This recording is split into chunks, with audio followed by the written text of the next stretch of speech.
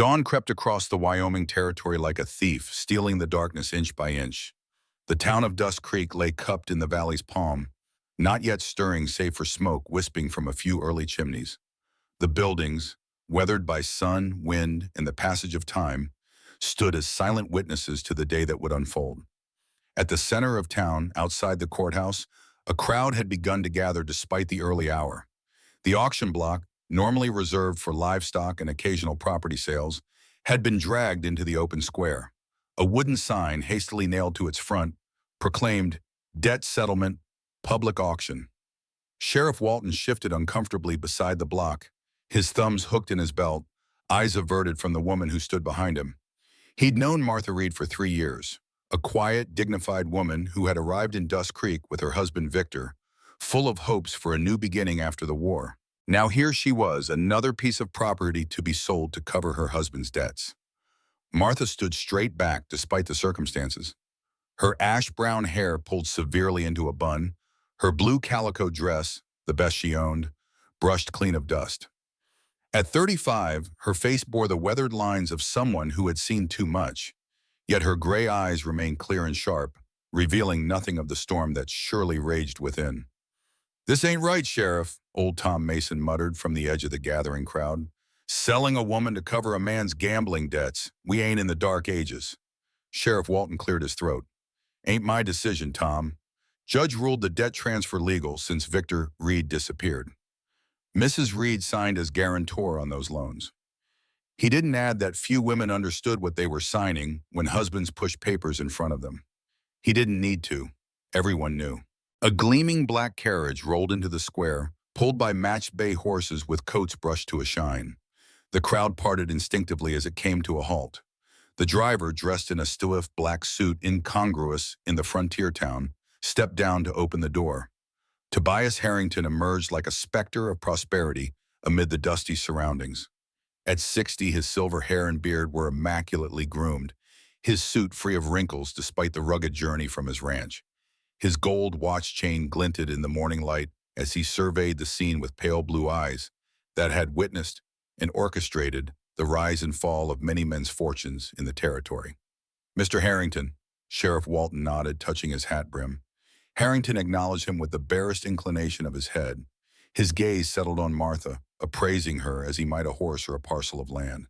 Martha met his eyes, refusing to look away first, and something flickered across Harrington's face. Irritation, perhaps, or grudging respect. "Let's proceed," Harrington said to the sheriff.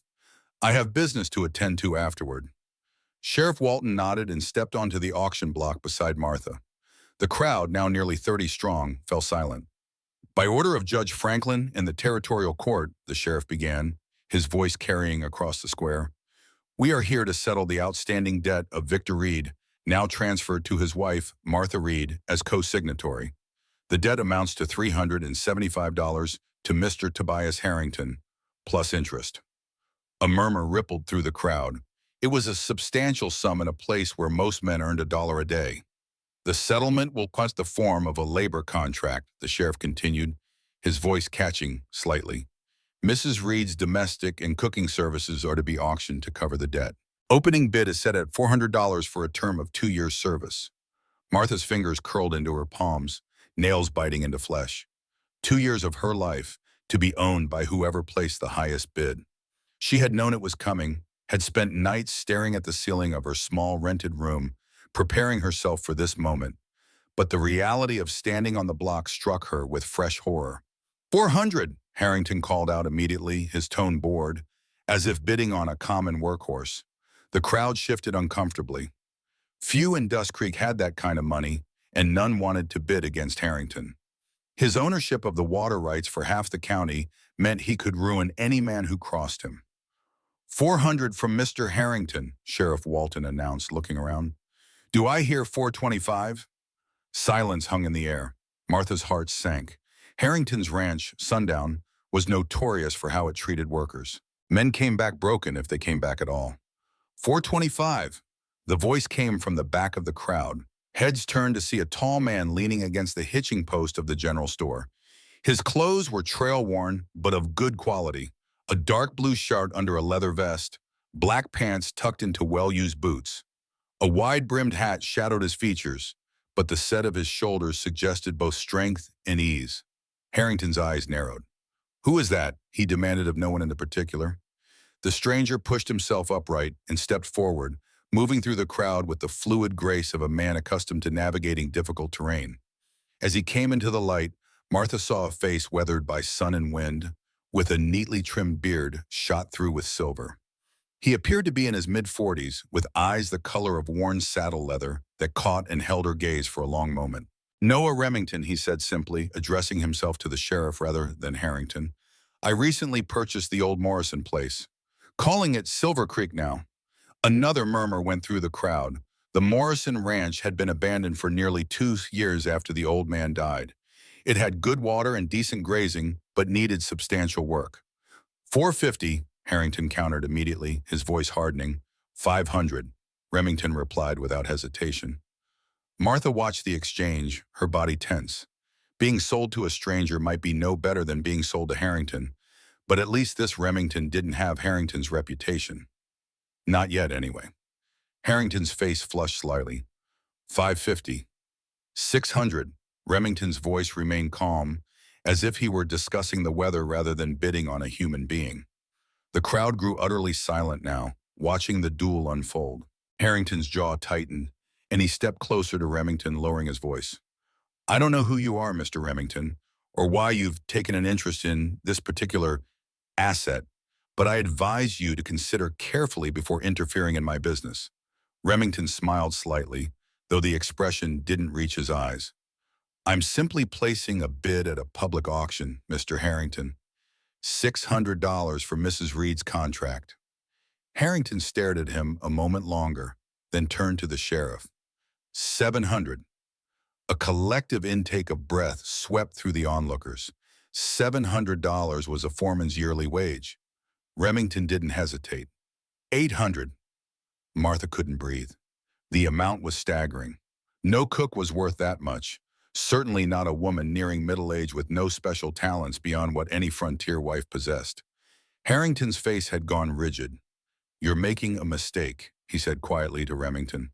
"Perhaps," Remington acknowledged, "but it's mine to make." He turned to the sheriff. $800 for Mrs. Reed's contract. "I believe that more than covers the debt." Sheriff Walton looked to Harrington, clearly expecting another bid, but the older man merely gave a curt nod and turned away. "The contract is yours," he said to Remington. "I hope you find it satisfactory." Harrington strode back to his carriage, each step precise with controlled anger. The driver scrambled to open the door, and as Harrington climbed in, he fixed Remington with one last cold stare before the carriage rolled away in a cloud of dust. The sheriff cleared his throat. 800 going once, twice, sold to Mr. Noah Remington. The crowd began to disperse, conversation bubbling up as people discussed the unexpected turn of events. Martha remained on the block, her mind racing.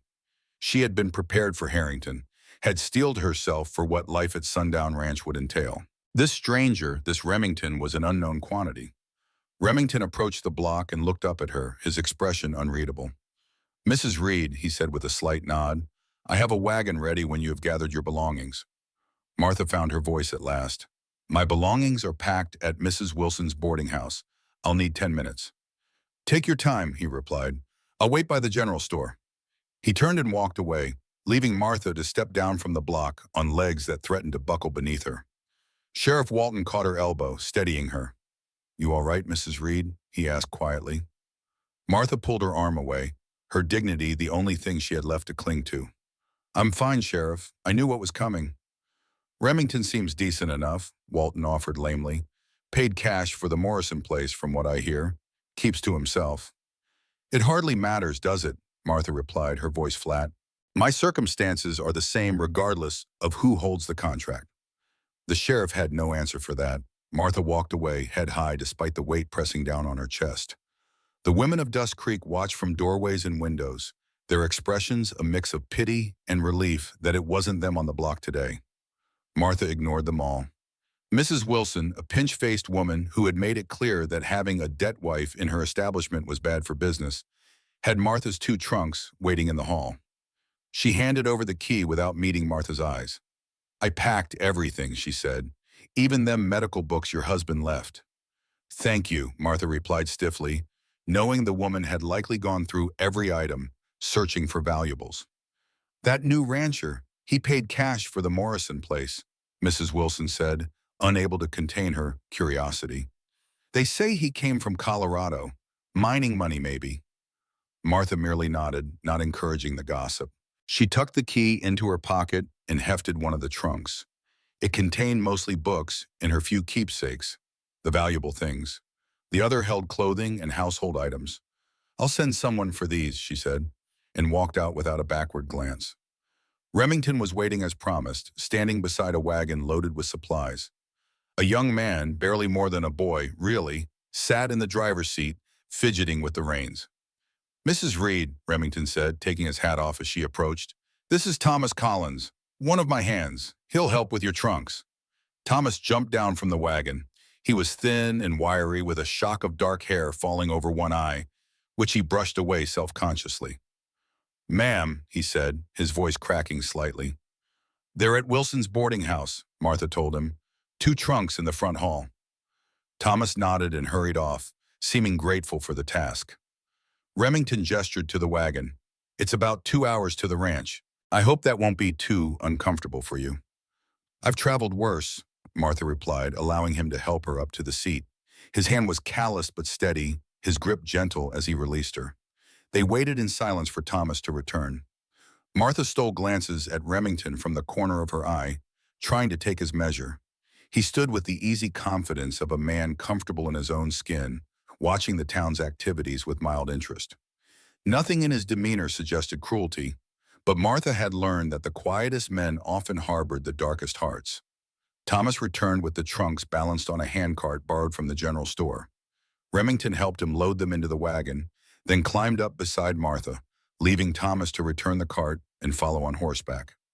As they pulled away from Dust Creek, Martha watched the town recede, a hollow feeling expanding in her chest. She had come here full of hope 3 years ago, Victor's promises of prosperity ringing in her ears. Now she left in bondage, her future as uncertain as the vast Wyoming sky above. I imagine you have questions, Remington said after they had traveled nearly a mile in silence. Martha turned to look at him. Would the answers change anything, Mr. Remington? He considered this, then shook his head slightly. Perhaps not your circumstances, no, but they might ease your mind somewhat. Then yes, I have questions. Why would you pay such an extravagant sum for a cook? $800 would hire 3 men for a year. Remington's mouth quirked in what might have been a smile. Silver Creek has been without proper meals since I bought it. The previous cook left when the Morrison family did. I've been living on beans and bacon for 2 months.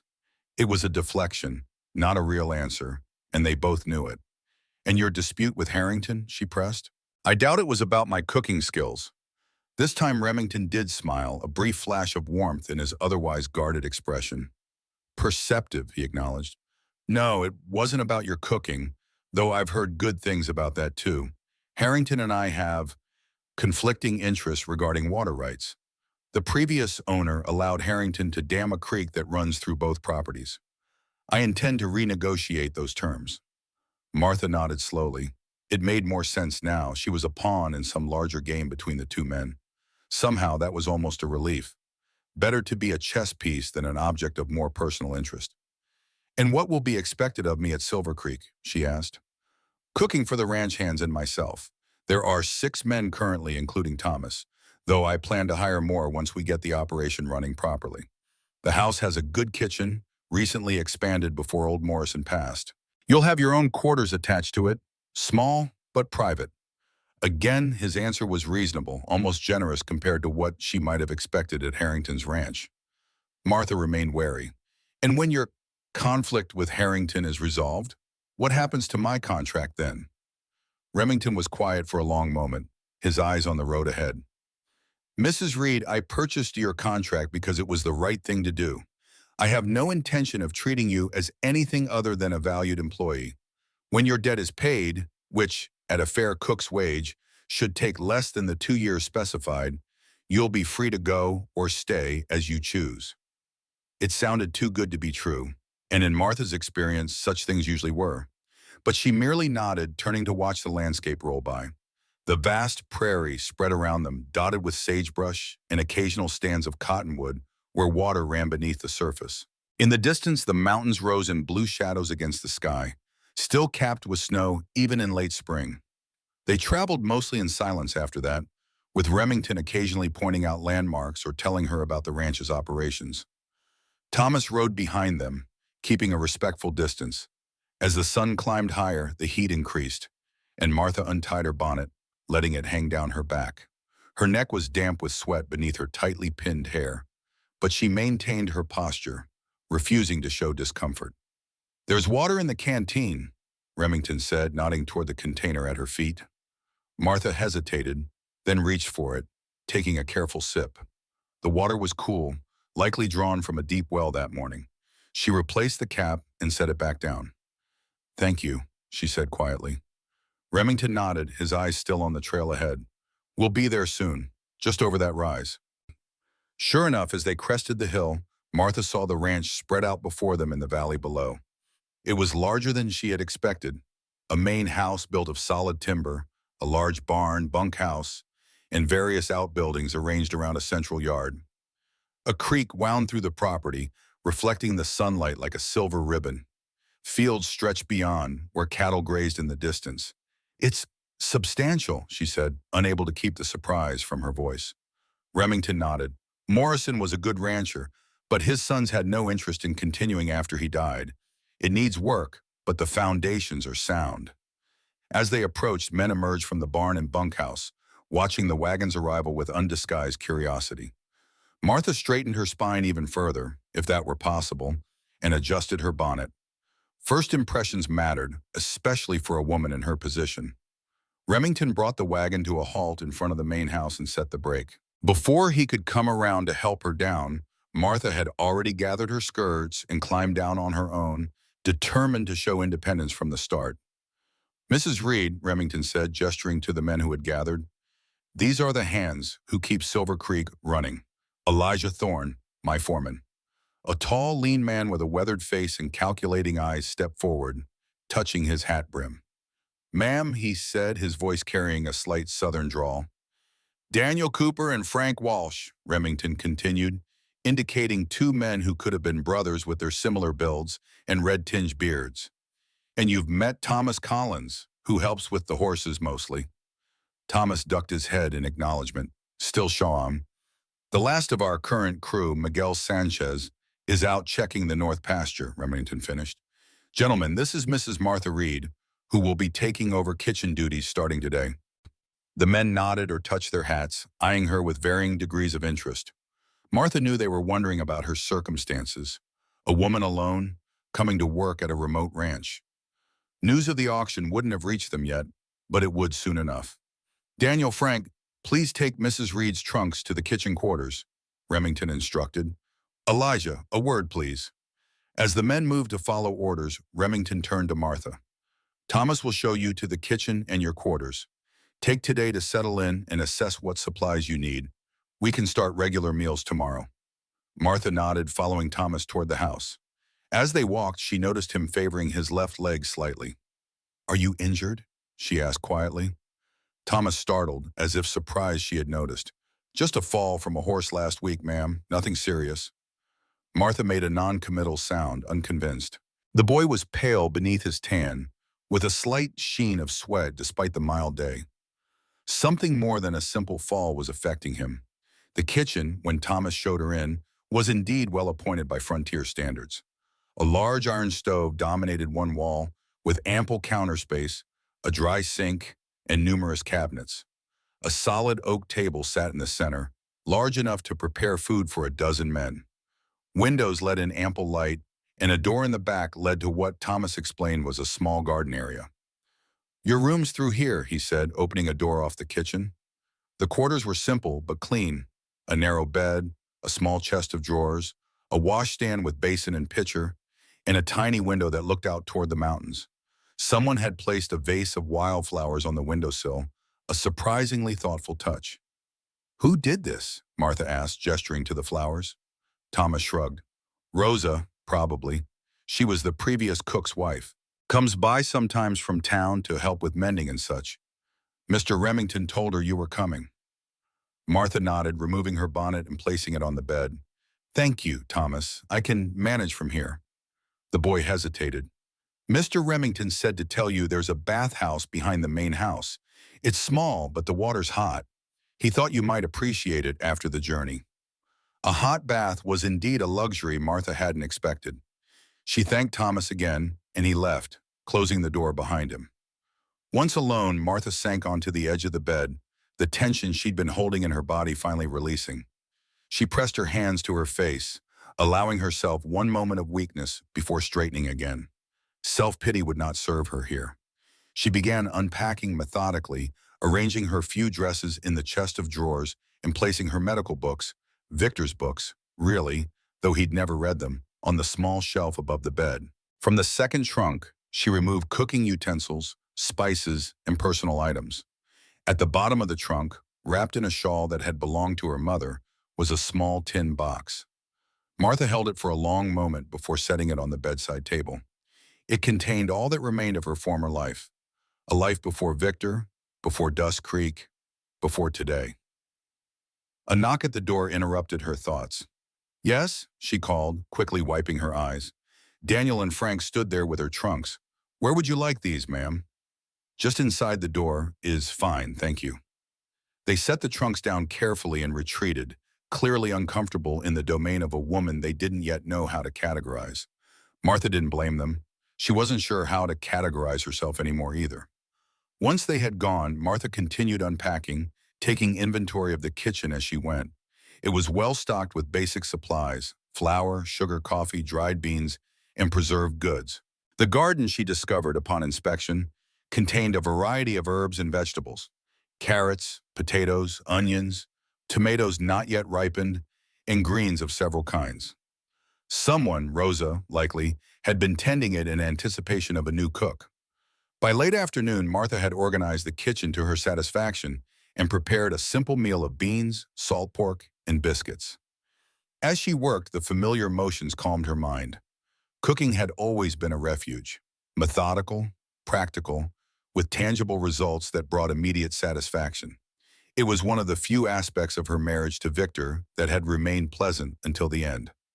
The ranch hands arrived for supper as the sun began its descent, filing in with mumbled thanks as Martha served them at the long table in the adjoining dining room. Remington came in last, freshly washed, his hair still damp at the temples. Mrs. Reed, he said with a nod, this looks excellent. Martha acknowledged the compliment with a slight nod of her own, but said nothing. She served herself a small plate and sat at the far end of the table, observing the men as they ate. Conversation was minimal at first, but as the meal progressed, the hands began to relax, discussing the day's work and plans for tomorrow.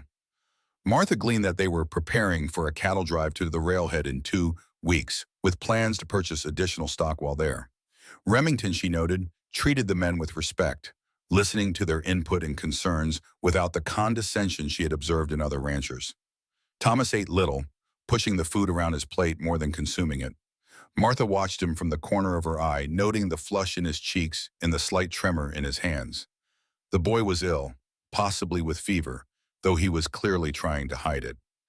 After the meal, as the men thanked her and filed out, Martha approached Remington. Mr. Remington, a word if I may? He paused, surprised. Of course, Mrs. Reed. The boy, Thomas, he's unwell. I believe he may have a fever. Remington's expression shifted, concern replacing surprise. Are you certain? I recognize the signs. I worked as a nurse during the war. This clearly wasn't information Remington had expected. He studied her for a moment, then nodded. I'll check on him. Thank you for bringing it to my attention. Martha hesitated, then pressed on. If it's serious, I may be able to help. I have some medical knowledge and supplies. Remington's expression was unreadable. Let me assess the situation first. I'll let you know if your assistance is needed. With that, he left, following the path the men had taken toward the bunkhouse. Martha watched him go, puzzled by his reaction. Most ranchers would be grateful for someone with medical knowledge on a remote property, yet Remington had seemed almost wary of her offer. She cleaned the kitchen methodically, her mind turning over the day's events as she worked. The auction, Remington's inexplicable intervention, the surprising quality of the ranch, Thomas's illness, Remington's odd reaction to her medical knowledge, all pieces of a puzzle she couldn't yet assemble. By the time she had finished, night had fallen completely. The ranch was quiet, save for the distant call of a coyote and the soft whisper of wind through the cottonwoods near the creek.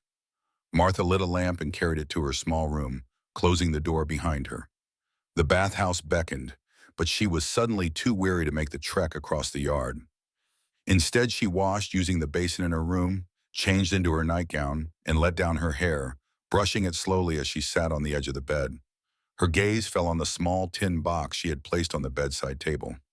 After a moment's hesitation, she reached for it, opening the lid carefully. Inside lay a folded piece of paper, a letter worn thin at the creases from repeated reading, and a tarnished silver badge, the letters U.S. Army Medical Corps still legible despite the years.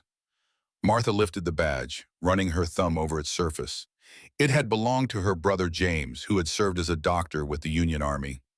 The letter written in his hand was the last she had received before he died at Antietam. She did not need to unfold it. She knew every word by heart. James's description of the horrors he had witnessed, his fears that the war would never end, his pride in knowing his sister was serving as a nurse in the same cause. And at the end, his promise that they would reunite when peace came, that they would open a practice together as they had once dreamed.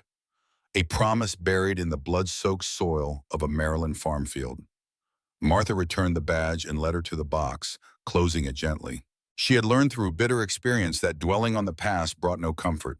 What mattered was surviving the present, one day at a time.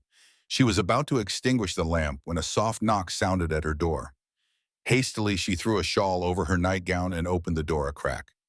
Remington stood there, his face grave in the lamplight. "Forgive the intrusion, Mrs. Reed, but you were right about Thomas. His condition has worsened. I believe he has a high fever." Martha nodded, her weariness forgotten. "Give me a moment to dress, and I'll bring my supplies." Remington stepped back, and Martha closed the door, quickly changing into a simple day dress and pinning her hair into a loose bun. She gathered a small leather case from her trunk, her medical kit, maintained out of habit more than expectation of use, and rejoined Remington in the kitchen. "Lead the way," she said, and followed him into the night. Instead of heading toward the bunkhouse as she had expected, Remington led her to the main house, entering through a side door that opened into a small study. Beyond that was a bedroom where Thomas lay on a narrow bed, his face flushed, eyes glazed with fever. Martha set her kit on the bedside table and laid a hand on the boy's forehead. It was burning hot, his skin dry to the touch. "How long has he been like this?" she asked, opening her kit. "He fell from a horse 5 days ago," Remington said, standing at the foot of the bed. "The injury seemed minor, a twisted ankle, but he developed a fever yesterday. I thought it would pass, but it's only gotten worse." Martha examined Thomas thoroughly, her movements efficient and practiced. The boy was too ill to be embarrassed by her ministrations, responding weakly when she asked him to turn or lift his arm. "There," she said finally, gently lifting Thomas's left pant leg. Just above the ankle was a small wound, red and swollen. "This is infected. The fall must have caused a cut that wasn't properly cleaned." Remington leaned closer, his brow furrowed. "Will he be all right?" Martha opened her medical kit, removing a small bottle and clean cloths. "The infection is serious, but caught in time, I believe. I'll need hot water, clean linens, and whiskey if you have it." Remington nodded and left to gather the supplies. Martha turned back to Thomas, who was watching her through fever-bright eyes. "Am I going to lose my leg?" he asked, his voice cracking with fear. "No," Martha said firmly, "but I need to clean the wound properly, and it will hurt. Can you be brave for me?" Thomas nodded weakly. "Yes, ma'am." Remington returned with the requested items, setting them on the table beside her. "What else do you need?" "Hold his shoulders," Martha instructed, pouring whiskey onto a cloth. "This will be painful." As Remington moved to comply, Martha noticed something odd. Thomas's chest, visible where his nightshirt had come unbuttoned, lacked the musculature she would expect in a young man who worked with horses. Before she could process this observation, Thomas let out a sharp cry as she began cleaning the wound. "Easy, Thomas," Remington said softly, his large hands gentle on the boy's shoulders. "Mrs. Reed knows what she's doing." Martha worked methodically, cleaning the wound, applying a poultice of herbs from her kit, and bandaging the ankle. Throughout the procedure, she was acutely aware of Remington's presence, his calm strength as he helped hold Thomas still, his murmured reassurances to the boy. When she had finished, Martha prepared a tea from dried willow bark and herbs, adding honey to make it more palatable. "Drink this," she told Thomas. "It will help with the fever and pain." Thomas grimaced at the bitter taste but drank obediently. Within minutes, his eyelids began to droop as the mixture took effect. "He should sleep now," Martha said, packing away her supplies. "The fever should break by morning if the infection responds to treatment. I'll check on him every few hours through the night." Remington nodded, his expression thoughtful as he watched her work. "You said you were a nurse during the war. Where did you serve?" "With the Army of the Potomac, mostly," Martha replied, closing her eyelid. "My brother was a doctor with the same unit until Antietam." Understanding flickered in Remington's eyes. "You lost him there." It wasn't a question, but Martha nodded anyway, along with thousands of others on both sides. "After that, I was transferred to a field hospital near Fredericksburg." Remington was silent for a moment, his gaze distant. Then he looked at her directly, something shifting in his expression. "A Nurse Reed," he said quietly. Martha froze, her hand on her medical kit. "What did you say?" "You Nurse Reed. That's what the men called you, wasn't it? The one with the gray eyes who never turned anyone away. Even Confederates." The room seemed to tilt slightly. Martha gripped the edge of the table to steady herself. "How could you possibly know that?" Remington unbuttoned his left cuff and rolled up his sleeve, revealing a long, jagged scar that ran from wrist to elbow. "Gettysburg, third day. A Confederate saber caught me as I was reloading. I was brought to a field hospital where a nurse with gray eyes and steady hands saved my arm when the surgeon wanted to amputate." Martha stared at the scar, memories flooding back. The chaos of the field hospital after Gettysburg, the endless stream of wounded, the desperate fight to save limbs against the surgeon's preference for quick amputation.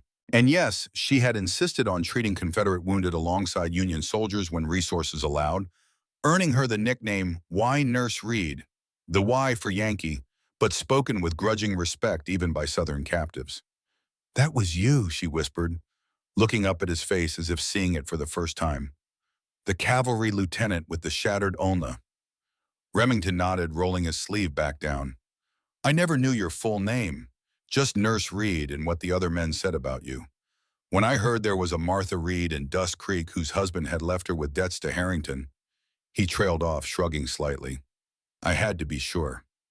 Martha sank into a chair beside Thomas's bed, her mind reeling. "So you didn't buy my contract because of Harrington or because you needed a cook?" "I bought it because I owed you a debt," Remington said simply. "You saved more than my arm that day. You gave me hope when I had none left. I never forgot that." The silence that followed was filled with the weight of shared history, blood and pain and desperate hope amid the worst days either had known. Martha looked at Thomas, sleeping now as the medicine took effect, then back at Remington. "I didn't buy your contract to own you," he said, as if reading her thoughts. "I bought it to free you. The cooking position is real and the pay is fair, but you can leave any time you wish. The debt to Harrington is settled." Martha shook her head slowly. "Where would I go? Victor left me with nothing but debts and broken promises." "That's your choice to make," Remington replied. "But there's a place for you here as long as you want it." Before Martha could respond, Thomas stirred, murmuring in his sleep. She turned her attention back to him, checking his temperature with the back of her hand. "Still feverish, but the medicine is working," she said. "I should stay with him tonight." Remington nodded. "I'll bring a chair for you, and Mrs. Reed, thank you. Not just for Thomas, but for what you did at Gettysburg. I never thought I'd have the chance to thank you properly." As he left the room, Martha sat beside the sleeping patient, her mind struggling to reconcile the day's revelations. From auctioned property to reconnecting with a patient from her nursing days, life had taken an unexpected turn indeed. She looked down at Thomas, noticing again the delicate features partially obscured by fever and illness. There was more to this boy than met the eye, just as there was more to Noah Remington than a simple rancher with a grudge against Harrington. Dust Creek had revealed none of its secrets in the 3 years she had lived there. Perhaps Silver Creek would prove more forthcoming with its mysteries. As the night deepened around the ranch, Martha kept vigil, watching the rise and fall of Thomas's chest, periodically checking his fever and changing the compress on his forehead. And for the first time in years, she allowed herself to remember not just the horrors of the war, but the rare moments of triumph, like saving the arm of a cavalry lieutenant who had looked at her with gratitude instead of resignation. It was nearly dawn when Thomas's fever broke, his skin cooling as sweat beaded on his brow. Martha wiped his face gently with a damp cloth, relief washing through her. The boy would recover. In the quiet of the sick room, with the first pale light filtering through the curtains, Martha finally opened the small tin box she had brought with her medical kit. She removed the tarnished silver badge and held it in her palm, feeling its weight, the weight of memory, of promises broken by war and fate. "There are wounds that never heal," she whispered to the empty room, "but perhaps some can be lived with after all." She replaced the badge in its box as the new day dawned over Silver Creek Ranch, a day that, against all odds, held the faintest glimmer of possibility. Morning light spilled through the curtains, painting golden stripes across the room where Thomas slept peacefully. Martha, who had dozed in the chair beside the bed, stirred at the sound of boots in the hallway. Noah Remington appeared in the doorway carrying a tray with coffee and biscuits. "You've been here all night," he said quietly, setting the tray on a small table. "I thought you might need this." Martha straightened, brushing a loose strand of hair back from her face. "Thank you." His fever broke around dawn. Remington approached the bed, studying Thomas's sleeping form with what Martha now recognized as more than an employer's concern. "You saved him." "The infection was caught in time," Martha replied practically. She accepted the cup of coffee he offered, wrapping her fingers around its warmth. "He should rest today, but he'll recover fully if the wound is kept clean." Remington nodded, his eyes lingering on the sleeping patient before returning to Martha. "You should rest too. I can sit with Thomas while you sleep." Martha was about to decline. She had learned long ago not to show weakness, but exhaustion pulled at her. "Perhaps for a few hours," she conceded. "Call me if his fever returns." "I will." Remington took the chair she vacated, settling into it with the ease of a man accustomed to long vigils. "The men have been told you're resting after helping with Thomas's illness. Breakfast can wait." Martha nodded gratefully and made her way back to her quarters off the kitchen. The ranch was already alive with activity, men moving between the barn and corral, the smell of coffee and tobacco hanging in the morning air. No one approached her, but she felt their eyes following her progress across the yard.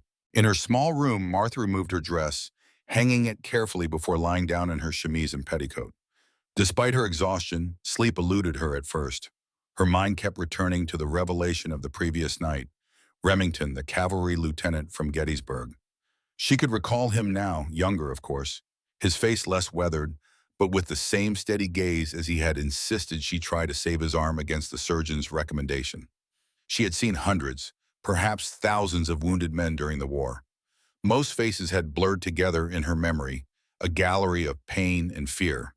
But occasionally one stood out, not always for their injuries, but for their spirit.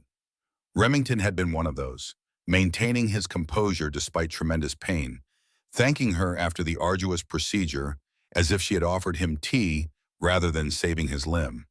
And now, through some twist of fate, their paths had crossed again. Martha wasn't sure if she believed in divine providence, not after witnessing the horrors of war, but the coincidence was remarkable nonetheless. Sleep finally claimed her, deep and dreamless, a mercy she hadn't experienced in months. When she woke, the sun was high in the sky. Martha rose quickly, dismayed to have slept so long. She washed in the basin, changed into a fresh dress, one of her simpler ones, practical for cooking, and pinned her hair into its usual severe bun. The routine was comforting, a small assertion of control in a world that had proven itself beyond her governance. The kitchen was empty when she entered, but someone had brought in fresh eggs, milk, and a cut of beef. Martha set to work immediately, preparing a hearty midday meal for the ranch hands. As she worked, she glanced occasionally through the window, observing the activity in the yard. Remington was visible near the corral, deep in conversation with Elijah Thorne. The foreman gestured emphatically as he spoke, his back rigid with what appeared to be frustration. Martha turned back to her cooking, not wanting to be caught watching. Ranch business was not her concern, though she couldn't help but wonder about the apparent tension between Remington and his foreman. By noon, she had prepared a substantial meal of beef stew, cornbread, and stewed apples. As the men filed in, they thanked her with newfound respect in their eyes. Word of her medical skill had clearly spread. "Ma'am," Daniel said, accepting a bowl of stew, "heard you saved Thomas. That's mighty fine work." Martha acknowledged the comment with a nod. "How is he?" she asked, having not had time to check on her patient yet. "Resting comfortable in the main house," Frank answered. "Boss is keeping a close eye on him." Martha served the rest of the men, noting Elijah Thorne's calculating gaze as he accepted his portion. There was something in the foreman's manner that set her on edge, a coldness behind his courtesy that reminded her of men she had known during the war, men who smiled while harboring dark intentions. Remington didn't join them for the meal. Martha set aside a portion for him and Thomas, intending to take it to the main house afterward. As the men ate, their conversation drifted to the upcoming cattle drive and the challenges of preparing with limited hands. "We're short at least 4 men for a proper drive," Daniel said between mouthfuls. "Boss says he's hiring more in town next week." "If Harrington doesn't get to them first," Frank added, "he's offering top dollar to keep good hands away from Silver Creek." Elijah cleared his throat, silencing the men with a look. "That's ranch business," he said mildly, though his eyes were sharp. "No need to trouble Mrs. Reed with it." Martha kept her expression neutral as she refilled coffee cups. She was well aware of how men underestimated women, assuming they couldn't comprehend or shouldn't concern themselves with business matters. It was an assumption that had served her well at times, allowing her to observe and learn while remaining unnoticed. After the men had finished and returned to their work, Martha prepared a tray for Thomas and Remington. She carried it across the yard to the main house, entering through the same side door as the night before.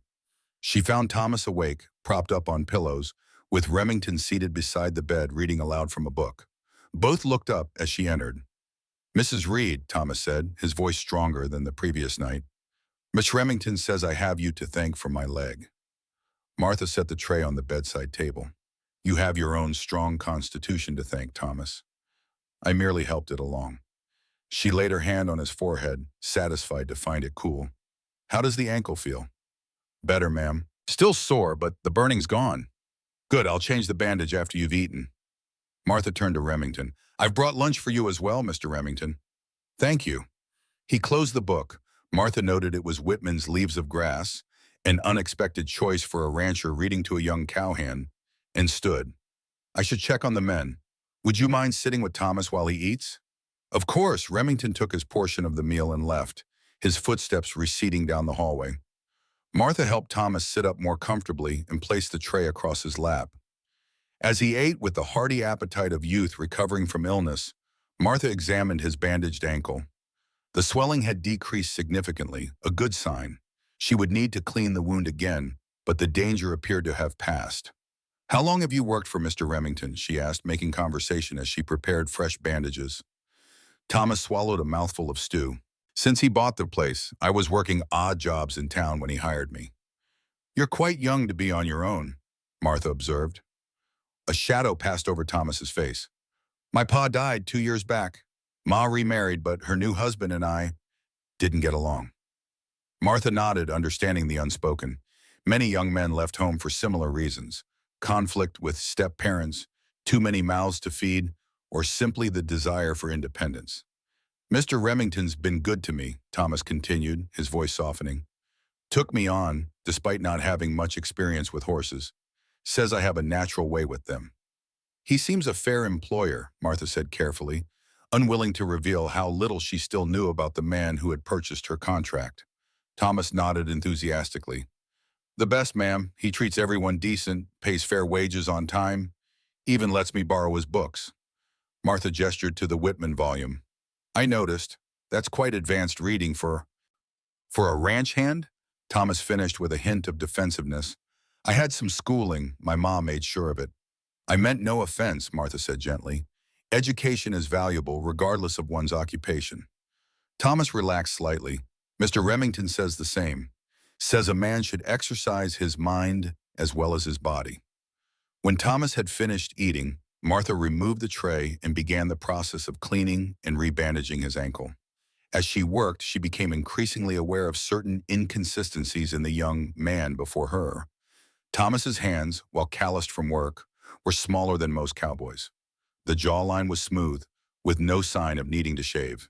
And now, as she tended the injured ankle, she noted the smallness of the foot itself. Martha had treated thousands of patients during and after the war. She knew the human body in all its variations, and she was becoming increasingly certain that Thomas Collins was not a young man at all, but a young woman in disguise. She gave no indication of her suspicion, merely finishing the bandaging and helping Thomas lie back against the pillows. "Rest now," she said. "I'll check on you again this evening." Thomas nodded, already drowsy from the meal and the lingering effects of the willow bark tea. "Thank you, Mrs. Reed. You're as kind as Mr. Remington said you'd be." Martha paused at the door. "He spoke of me before yesterday?" "Just that you were coming to cook and that you were a good person who'd seen hard times." Thomas's voice was slurring with approaching sleep. "Said you were a hero during the war." Martha left quietly, her mind turning over this new piece of information. Remington had known who she was before the auction, had planned to bring her to Silver Creek. The coincidence of their reunion was perhaps not so coincidental after all. She returned to the kitchen, cleaning the lunch dishes mechanically as she considered the implications. If Remington had sought her out deliberately, what was his true purpose? Gratitude for a decade-old medical intervention seemed an insufficient explanation for purchasing a woman's labor contract at such an extravagant price. And what of Thomas, or whoever the young person truly was? Clearly there was some connection between them and Remington beyond employer and worker. The tenderness in Remington's manner, the private quarters in the main house rather than the bunkhouse, the shared books and conversations, it all suggested a deeper relationship. Martha was so absorbed in these thoughts that she didn't hear the approach of footsteps until Elijah Thorne cleared his throat from the doorway. "Mrs. Reed," he said, his southern drawl more pronounced than before. "Might I trouble you for coffee? The men are taking a break from fence mending." Martha composed her features quickly. "Of course, Mr. Thorne. I'll bring it out to the porch." The foreman remained in the doorway, watching as she prepared the coffee. "You made quite an impression last night, treating Thomas like that. Where'd a cook learn doctoring?" "I was a nurse during the war," Martha replied, measuring coffee grounds into the pot. "Union side, I reckon." Martha glanced up, noting the edge in his voice. "Yes, with the Army of the Potomac."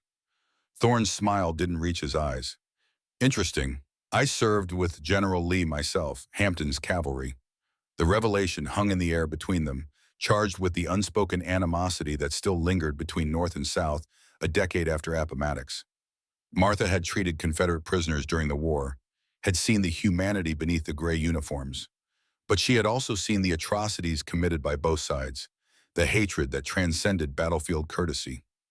"The war is over, Mr. Thorne," she said evenly, placing cups on a tray. "Is it, ma'am? Some might say it just changed form." Martha met his gaze directly. "And what form would that be?"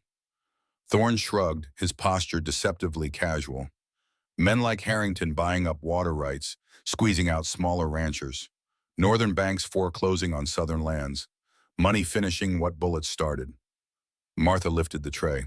"I'm afraid I know little about such matters. I'm just a cook." "Are you now?" Thorne's eyes narrowed slightly. "Seems to me you're more than that. The boss certainly thinks so." Before Martha could respond, they were interrupted by the arrival of Daniel and Frank, dusty from their work and eager for coffee. Thorne stepped back, allowing Martha to carry the tray past him to the porch where the men gathered. She felt his gaze follow her, assessing and suspicious. The afternoon passed in a flurry of cooking and kitchen organization. Martha prepared a heartier supper than the previous night, roast beef, potatoes, and green beans from the garden, with dried apple pie for dessert. The work was comforting in its familiarity, allowing her mind to settle after the revelations and questions of the day. As she worked, she became aware of increased activity in the yard.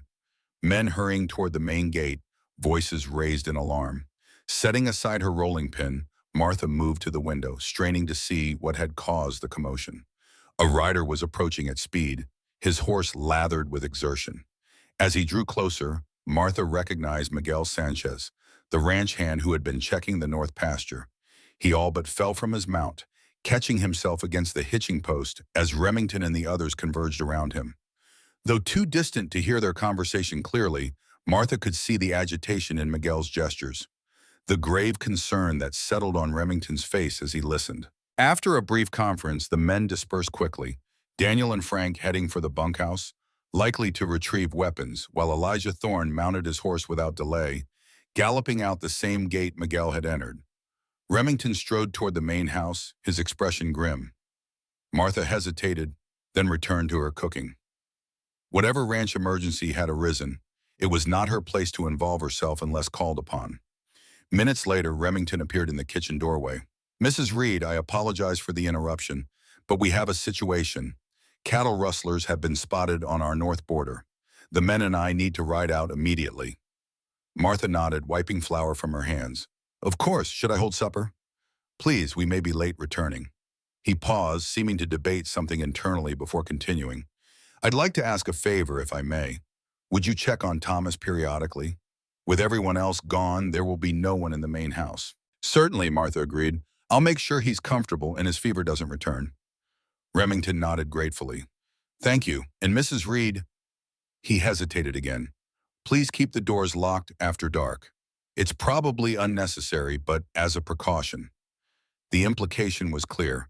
There might be danger beyond the rustlers themselves.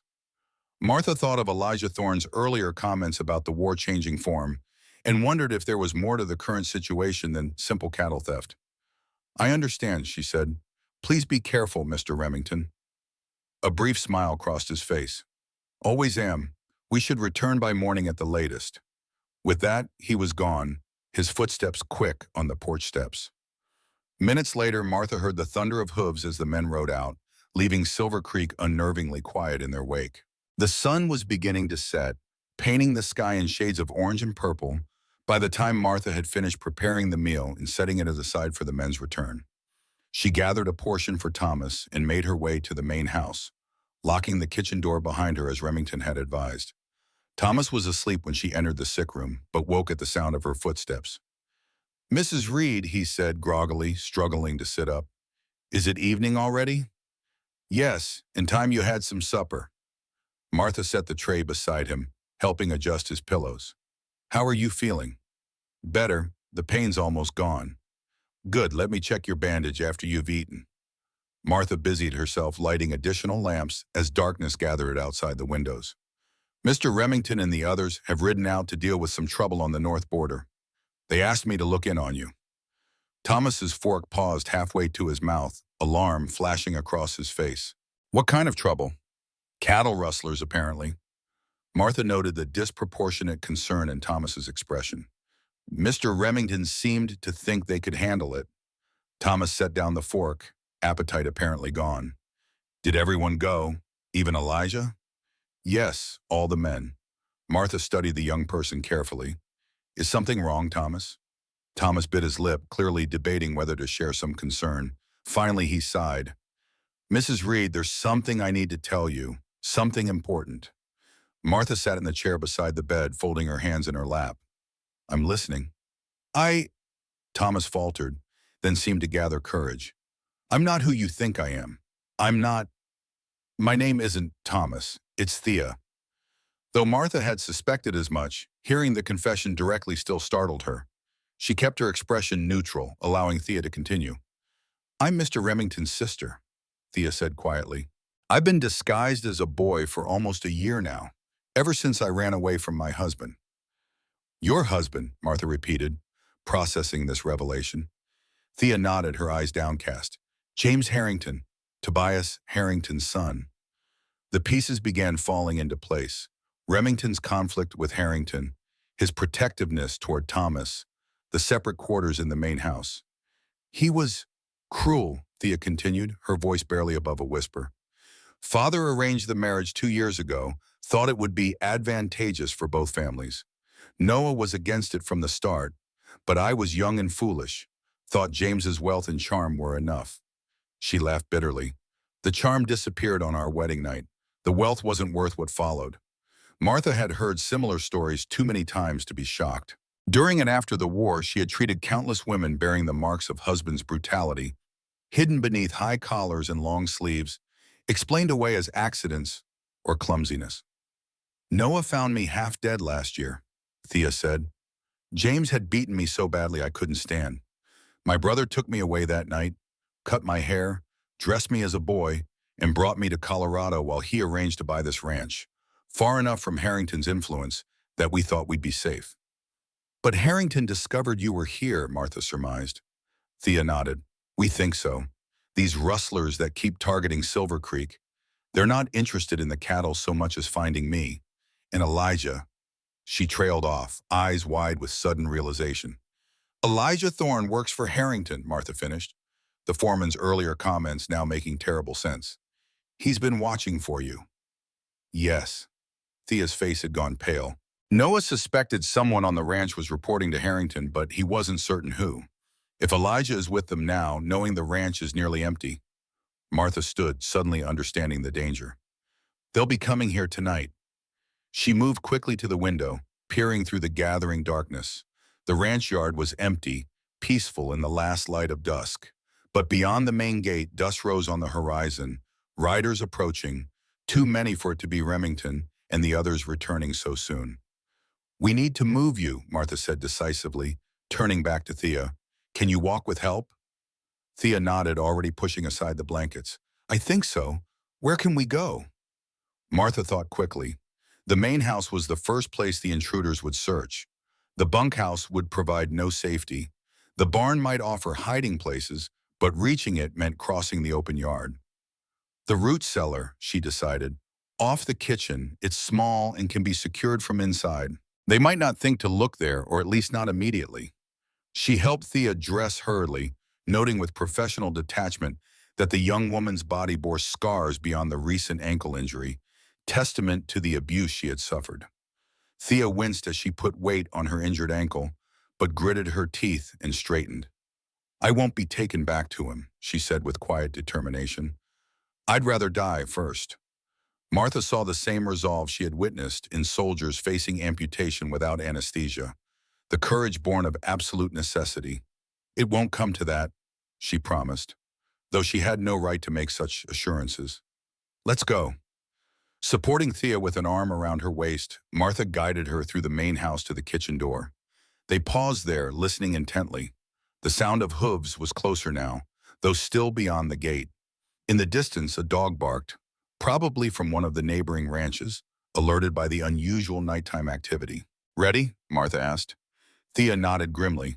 They moved as quickly as Thea's injury allowed, crossing the yard in the deepening twilight. Martha unlocked the kitchen door with fumbling haste, ushering Thea inside and relocking it behind them. Without pausing, she led the way to a small door beside the pantry, opening it to reveal steep stairs descending into darkness.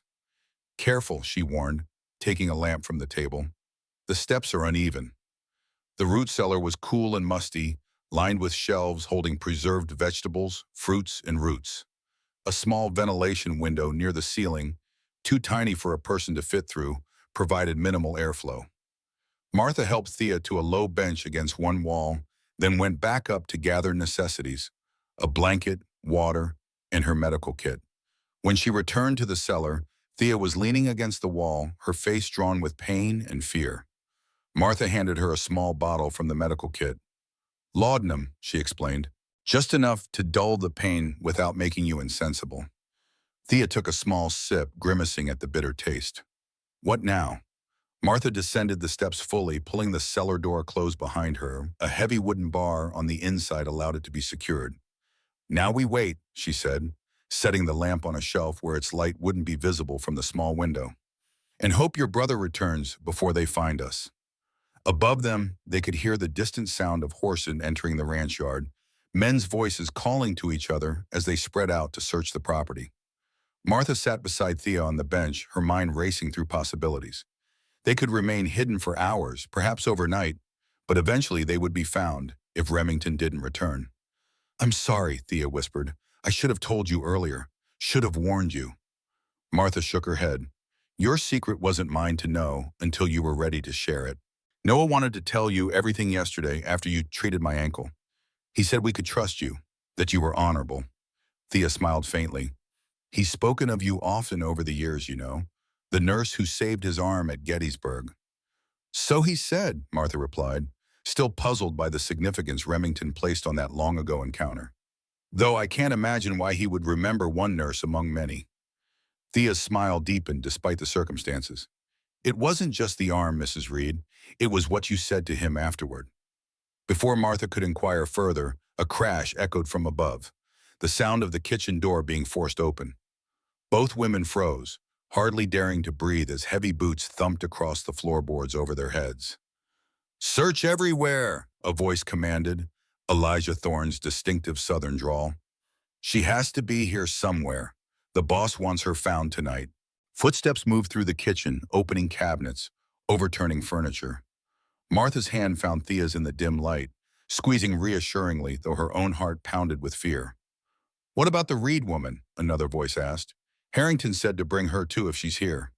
"Take her if you find her," Thorne replied carelessly. "Boss figures she might know where they're hiding the girl, and he still considers her his property." Contract? No. Martha's blood ran cold. So Harrington's interest in her at the auction hadn't been merely about acquiring a cook. He had known or suspected her connection to Remington already. The footsteps overhead moved toward the pantry, pausing just above the cellar door. Martha and Thea held their breath, eyes fixed on the barred entrance. A hand tried the latch, finding it secured. "Locked from inside," a voice reported. "Could be them." "Break it down," Thorne ordered. The sound of a shoulder ramming against the door echoed in the small cellar, the wood groaning but holding. Martha looked around desperately for a weapon, finding only a rusted garden fork leaning against one wall. She seized it, positioning herself between Thea and the door as the ramming continued. With a splintering crack, the wooden bar began to give way. One more solid impact would likely break it entirely. Martha raised the garden fork, knowing it would provide little defense against armed men, but unwilling to surrender without resistance.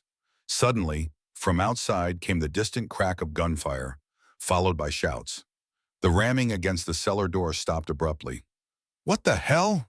Thorne's voice carried clearly through the damaged door. More gunshots rang out, closer now, accompanied by the thunder of approaching horses. Relief flooded through Martha. Remington had returned, perhaps warned by Miguel, who must have realized the rustlers were a diversion. "It's a trap!" someone shouted above. "Get out, now!" Boots pounded across the kitchen floor, followed by the crash of breaking glass. Someone exiting through a window rather than risking the front door. More gunshots echoed, then the sound of horses galloping away in haste. Martha lowered the garden fork, turning to Thea. "I think they're gone." Thea nodded, her face pale but composed. "Noah came back." "It seems so." Martha moved to the cellar door, pressing her ear against it to listen. The kitchen above was silent now. The raiders apparently fled. Minutes passed in tense silence before they heard careful footsteps cross the kitchen floor, followed by a gentle knock on the cellar door. "Martha? Thea? Are you in there?" Remington's voice taut with concern. "Yes," Thea called back, relief evident in her voice. "We're both here. We're safe." "Thank God," Remington said, the strain in his voice giving way to relief. "The door seems damaged. Can you open it from your side?" Martha examined the broken bar. "I think so, with some effort." Working together, they managed to lift the splintered bar from its brackets, allowing the cellar door to swing open. Remington stood at the top of the steps, his face haggard with worry, a rifle held loosely in one hand. Behind him, the kitchen was in disarray, furniture overturned, and the back door hanging from broken hinges. "Are you hurt?" he asked, helping Martha up the steps before reaching for his sister. "We're fine," Martha assured him. "They didn't reach us." Remington gathered Thea in a careful embrace, mindful of her injured ankle. "When we realized the rustler sighting was a diversion, I feared the worst." Miguel suspected something was wrong when he saw Thorne separate from the group and double back toward the ranch. "Is Miguel all right?" Thea asked, leaning on her brother as they moved into the kitchen. "Yes, just winded. He rode hard to warn me." Remington helped Thea to a chair that had escaped being overturned. Daniel and Frank are checking the rest of the property to make sure all of Harrington's men have gone. Martha began setting the kitchen to rights, righting chairs and gathering broken crockery. "They mentioned Harrington wanted me brought in as well," she said, keeping her tone matter-of-fact, though the knowledge still chilled her. He seems to think I might know where Thea was hidden. Remington's expression darkened. Harrington's reach is longer than I anticipated. I didn't expect him to connect you to us so quickly. Perhaps he had been watching me in Dust Creek already. Knowing my nursing background made me a potential ally for you. Martha straightened a shelf of spices that had been knocked askew. Or perhaps Thorne reported your interest in the auction. Either way, you're in danger now because of us, Remington said grimly. I'm sorry, Martha. I never intended to bring you into this conflict. The use of her given name startled her, though not unpleasantly. I made my choice when I helped hide Thea, she said simply. I don't regret it. Remington studied her for a moment, something like admiration in his gaze. You're still the same, he said quietly, still running toward danger instead of away from it. Before Martha could respond, Daniel appeared in the doorway. All clear, boss. They've gone, at least for now. Frank's checking the fences, and Miguel's keeping watch at the gate. Good. Post a guard through the night, rotating shifts. Remington turned to Martha. Would you mind if Thea stays with you tonight? Your quarters are small, I know, but I'd feel better having you both together. Martha nodded. Of course. The bed is narrow, but we'll manage. With the immediate danger past, they worked together to restore order to the kitchen. Remington repaired the back door as best he could temporarily, while Martha prepared a late supper for the men from the food she had set aside earlier. Thea, despite her injury, insisted on helping, setting the table and cutting bread. As they worked, Martha observed the easy interaction between brother and sister, the shorthand of long familiarity, the gentle teasing, the obvious affection. It was clear they had been close before Thea's ill-fated marriage, and that the shared adversity since had only strengthened their bond.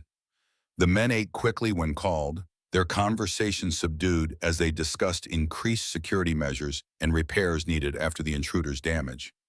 Martha noted that none questioned Thomas's true identity as Thea, suggesting they had all known from the beginning. Only she had been kept in the dark, a realization that stung slightly, despite her rational understanding of the need for caution. After the meal, as the men dispersed to their guard duties, Remington pulled Martha aside in the relative privacy of the pantry. I owe you an apology, he said, his voice low. I should have been honest with you from the start about Thea and the situation with Harrington. Martha met his gaze steadily. Yes, you should have. I might have made different choices had I known I was stepping into a blood feud. Would you have? He asked, genuinely curious. Chosen differently, I mean. Martha considered this. I might have negotiated different terms, she said finally. But no, I wouldn't have chosen Harrington over you, knowing what I know now about him. Remington seemed relieved. I want you to know that your contract is void as far as I'm concerned. After tonight, you've more than fulfilled any obligation.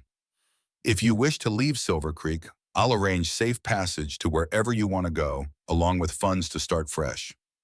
The offer was generous, more than fair. Yet Martha found herself oddly reluctant to accept it. And if I choose to stay? Surprise flickered across Remington's face, followed by something warmer. Then you stay as a free woman, paid a fair wage for your work, for as long as you wish. Martha nodded, satisfied with this answer, though she had not yet decided her course. We should get Thea settled for the night. It's been a long day for all of us. As they turned to leave the pantry, Remington hesitated. There's something else you should know, he said. Something Thea mentioned about what you said to me at Gettysburg. Martha frowned, trying to recall. I treated hundreds of men there. I can't remember specific conversations after so much time. I do, Remington said, his voice soft with memory. You told me that surviving had purpose, that being spared meant I was meant to do something meaningful with the life I'd been given, that surviving itself was an obligation to those who didn't. The words stirred something in Martha's memory. She had indeed said similar things to patients who questioned why they had lived when friends had fallen. It had been a common sentiment in field hospitals, where survival sometimes felt arbitrary and undeserved. Those words stayed with me, Remington continued, through the rest of the war, through the years after.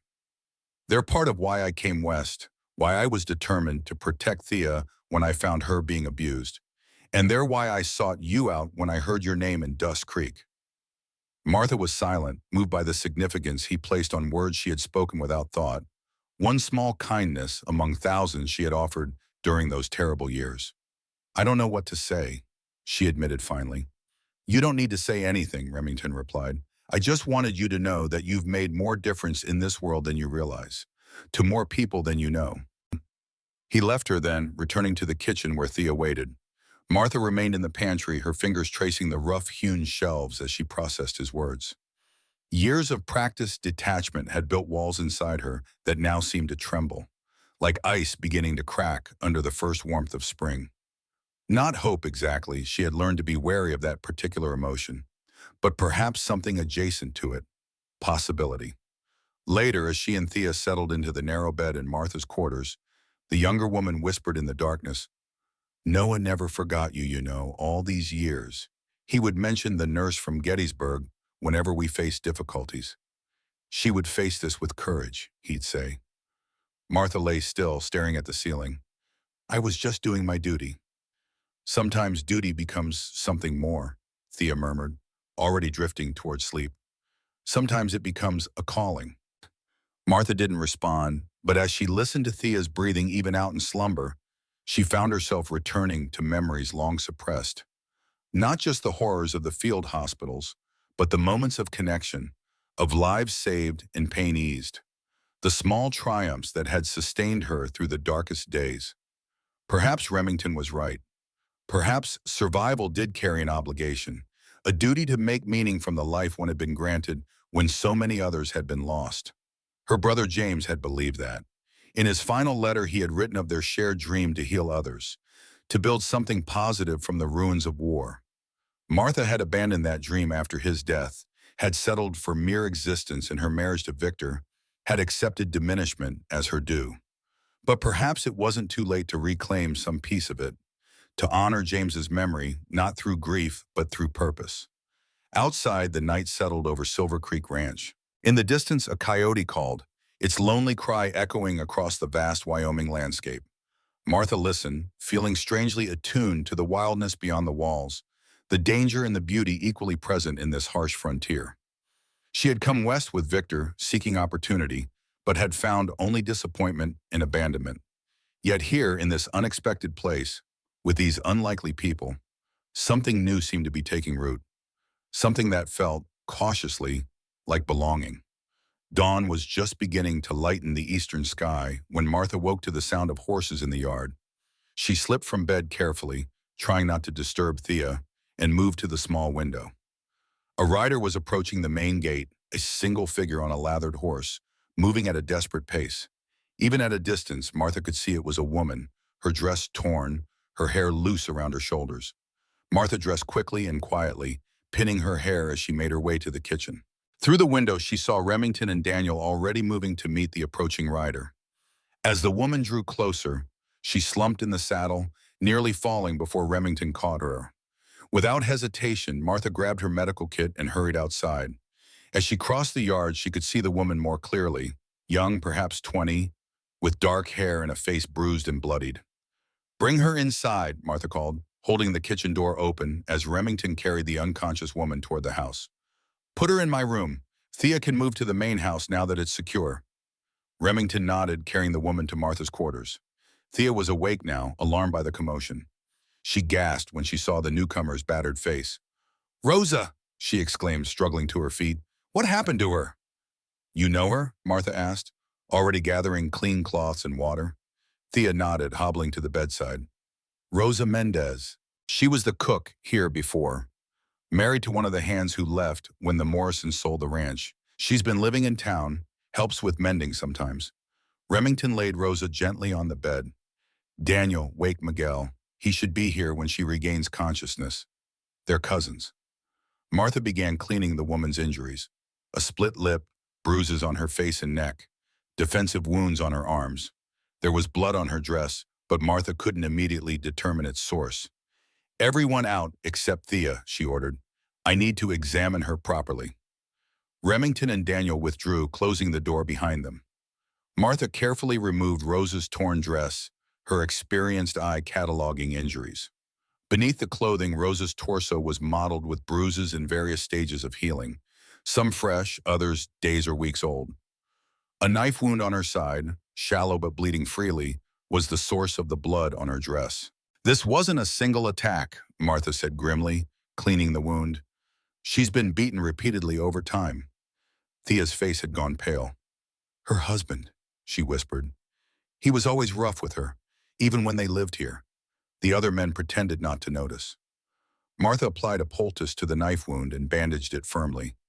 She needs stitches, but I want to wait until she's conscious and can take something for the pain. As if on cue, Rosa stirred, her eyes fluttering open. Confusion gave way to panic as she tried to sit up, gasping with pain. Easy, Martha soothed, gently pressing her back against the pillows.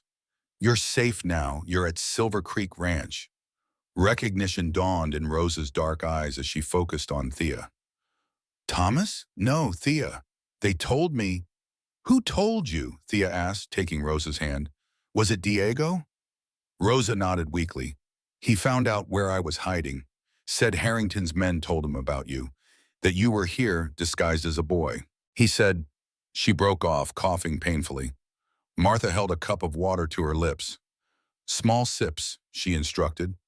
Then rest. After drinking, Rosa continued, her voice barely above a whisper. He said if I didn't tell him where to find you, he would kill me.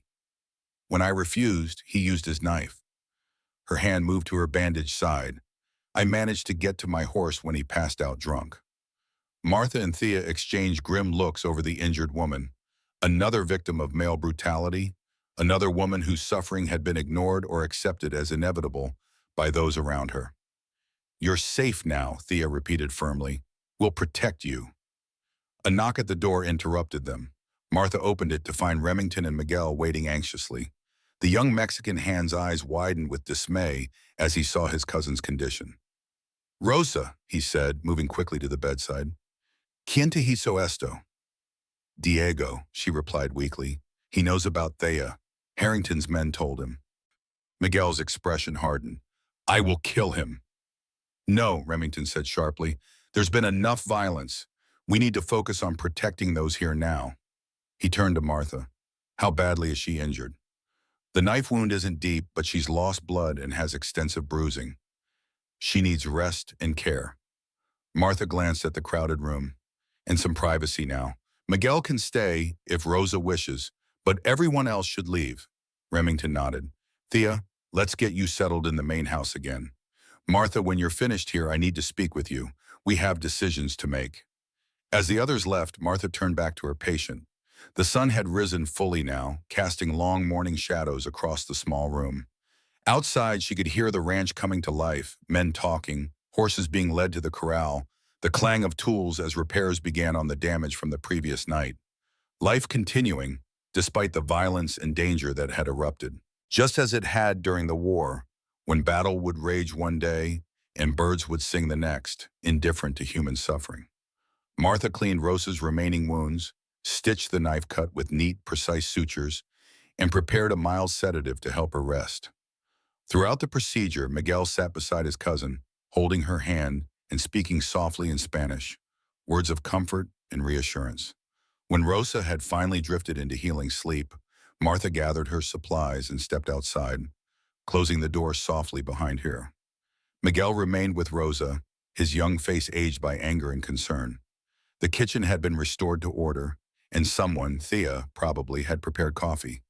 Martha poured herself a cup and stepped onto the porch, where Remington waited, his gaze fixed on the distant mountains. How is she? He asked as Martha approached. Resting, the wounds will heal, given time. Martha sipped her coffee. But she can't return to her husband. None, Remington agreed. She'll stay here. I should have offered her protection long ago when I first suspected her situation. He sighed, running a hand through his hair. I've made too many compromises, tried to avoid direct conflict with Harrington at the expense of others' safety. You protected your sister, Martha pointed out. That took courage. Not enough. Remington turned to face her, his expression resolute. Harrington won't stop. Last night was just the beginning. He wants Thea back under his son's control, and now he knows for certain she's here. He'll come with more men next time. Martha nodded, understanding the gravity of the situation. What will you do?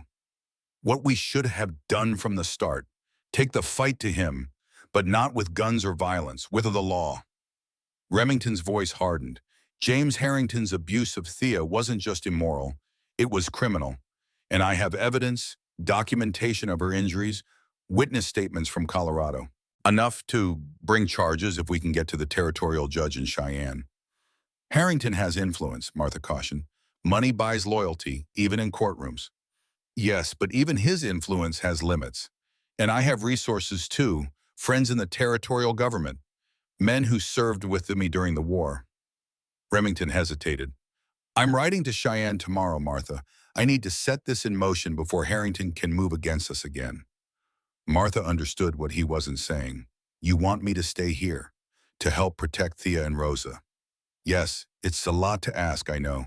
You didn't choose this fight. No, but I choose it now. Martha's voice was steady. I'll stay. Relief and something deeper crossed Remington's face. Thank you. Daniel and Frank will remain as well. I trust them completely. Miguel too, especially now that Rosa is here. The others will come with me as protection on the journey. Martha nodded, her decision made. We'll keep them safe until you return.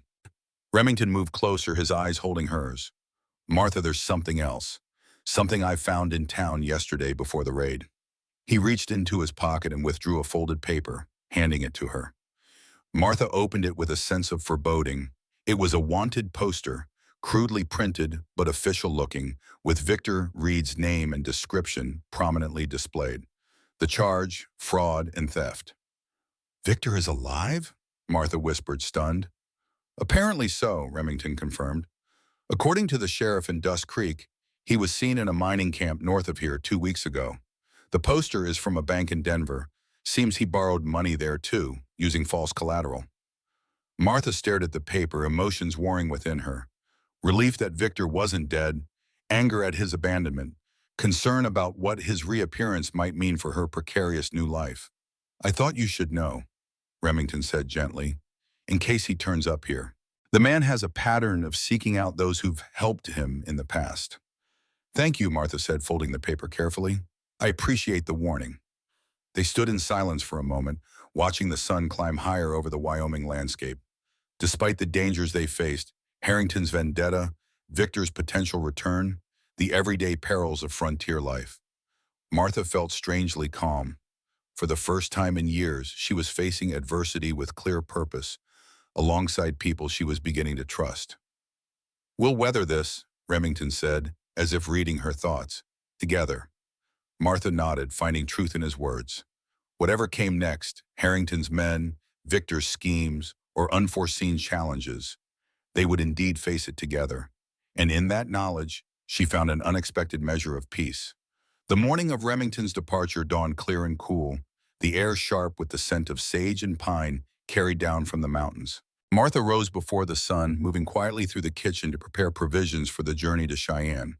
She packed dried beef, biscuits, coffee beans, and other essentials that would sustain Remington and his men on the 3-day ride. Through the window, she watched the ranch hands prepare the horses, checking saddles and cinches with methodical care. Remington moved among them, his tall figure distinctive even in the half-light, giving instructions in his quiet, authoritative manner. Martha felt the weight of responsibility settling on her shoulders. With Remington gone, she would be the senior presence at Silver Creek, responsible not just for meals, but for the safety of Thea and Rosa.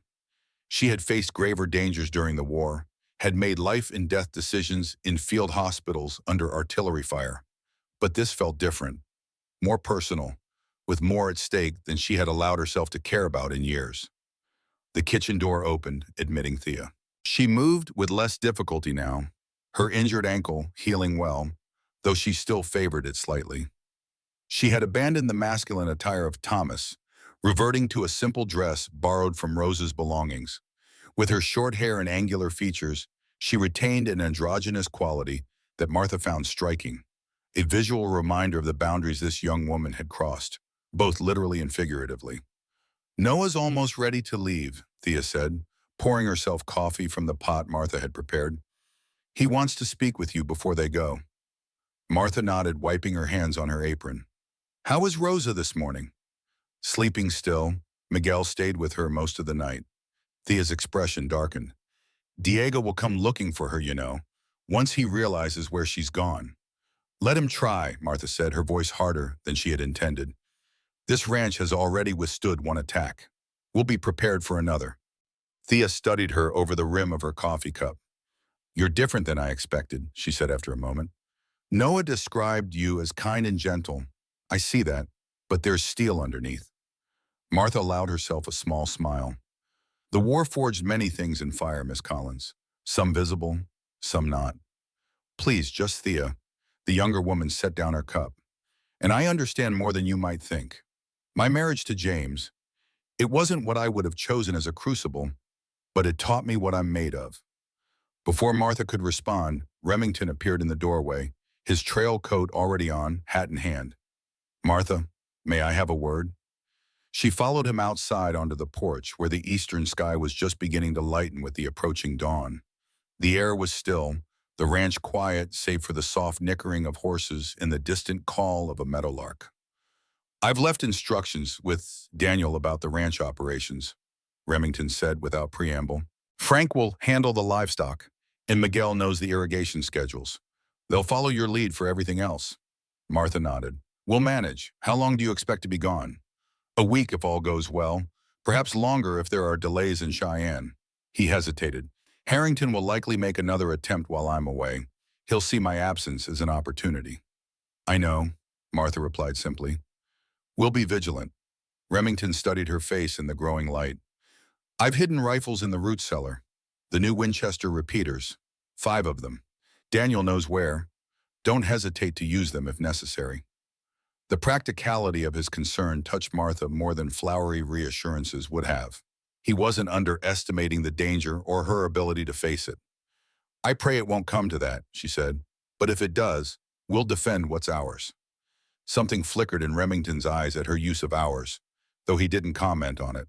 Instead, he reached into his pocket and withdrew a small leather pouch. I want you to have this, he said, extending it to her.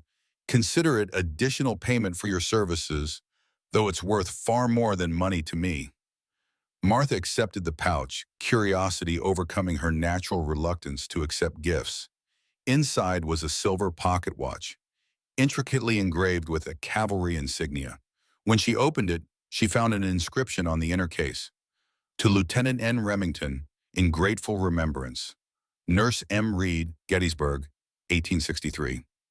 I never gave you this, she said confused. I had no watches to give during the war. Remington smiled slightly. I had it made afterward, a reminder of what you told me that day, that survival carries an obligation to those who didn't make it. I've carried it ever since. Martha studied the inscription, her physician's hands suddenly unsteady.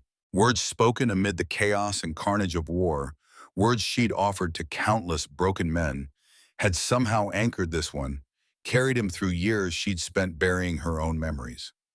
I can't accept this, she said, her voice unexpectedly rough. It clearly means too much to you. That's precisely why I want you to have it now. Remington's hand covered hers, warm and calloused, folding her fingers around the cool silver. Not a gift, Martha. A covenant. I'll return for it. The gesture was intimate without being presumptuous, acknowledging the tentative connection growing between them while respecting its fragility. Martha found herself nodding, tucking the watch into her apron pocket. I'll keep it safe, she promised, and expect you to reclaim it soon. Remington held her gaze a moment longer, then settled his hat on his head. Take care of them, Martha, and yourself. Godspeed, Noah, she replied, using his first name intentionally, a small acknowledgement of changing boundaries. He nodded once, then turned and strode toward the waiting horses. The men were mounted already, faces solemn with the understanding of their mission's importance. Remington swung into the saddle of his big bay stallion, gathering the reins with practiced ease. He looked back once, raising his hand in farewell to Thea, who had come to stand beside Martha on the porch. Then they were moving, hooves thundering in the early morning stillness as the riders passed through the main gate and onto the trail that would take them toward Cheyenne. Martha and Thea watched until they were specks in the distance, eventually disappearing over a ridge as the sun finally crested the eastern mountains. He'll be all right, Thea said, though whether to reassure Martha or herself wasn't clear. Noah's survived worse. Yes, he has, Martha agreed, thinking of the shattered arm she had pieced back together at Gettysburg, the determination in his eyes even through tremendous pain. Come, let's check on Rosa and then start breakfast. The day won't wait for our worries. The next 3 days settled into a cautious routine. Martha maintained the regular cooking and household duties, while Daniel, Frank, and Miguel took turns patrolling the ranch boundaries. Thea, despite her still healing ankle, insisted on helping with lighter tasks, revealing a practical competence that belied her privileged upbringing. Rosa remained abed for the first day but was soon sitting up, her resilient spirit evident in her determination to contribute despite her injuries. On the afternoon of the third day, as Martha was preparing vegetables from the garden for supper, Rosa joined her in the kitchen, moving carefully but insistent on helping. I cannot sit idle while everyone works, she said, taking up a knife to peel potatoes. Besides, this kitchen was mine before it was yours. Martha smiled, recognizing the pride behind the statement. Then you must tell me what I'm doing wrong. I'm sure you have opinions on my methods. Rosa laughed, a sound startling in its brightness given her recent trauma. Your biscuits are too dense, she said frankly, and you use too many herbs in the stew. Show me then, Martha suggested, stepping aside to give Rosa access to the dough she had been preparing. For the next hour, they worked side by side, Rosa demonstrating the techniques she had learned from her mother and grandmother in Mexico. Martha watched and learned, appreciating the younger woman's skill and the cultural heritage evident in her approach to food. You and Mr. Remington, Rosa said suddenly, her hands continuing to work the dough as she spoke. There is history between you, yes? Martha paused in chopping carrots, considering how to answer. We met during the war. I treated him for an injury. Rosa made a small sound of disbelief. No, it is more than that. The way he looks at you, the way you say his name, there is something unfinished. Before Martha could respond, Miguel burst into the kitchen, breathless and alarmed. Riders coming, he exclaimed. Many of them, from the east. Martha set down her knife, wiping her hands on her apron. How many? At least 10, maybe more. Miguel's dark eyes were wide with fear. It must be Harrington's men again, or Diego with them. Martha moved quickly to the window, where she could see dust rising on the horizon. Rosa, go to Thea in the main house. Miguel, find Daniel and Frank. Tell them to prepare. As they hurried to follow her instructions, Martha reached beneath the counter where she kept a loaded revolver, one of Remington's precautions. She checked it methodically, her hands steady despite the surge of adrenaline. Then she moved to the root cellar, retrieving one of the Winchester rifles Remington had mentioned. By the time she returned to the kitchen, Daniel and Frank had arrived, their own weapons ready. Frank, a former buffalo hunter with a keen eye, positioned himself at a window with a clear view of the approaching riders. That's not Harrington's men, he said after a moment's observation. Wrong direction, wrong formation. Who then? Martha asked, joining him at the window. Frank squinted into the distance. Cavalry, by the look of it. U.S. Army. Relief washed through Martha, followed immediately by suspicion. What would Army troops be doing at Silver Creek? Wyoming Territory had few military outposts, and none close enough for a casual visit. Still, we should be cautious, she said. Daniel, go to the main house. Stay with Thea and Rosa. Frank, Miguel, with me. On they moved to the porch, Martha keeping the rifle partially concealed in the folds of her skirt. As the riders drew closer, she could see Frank was correct.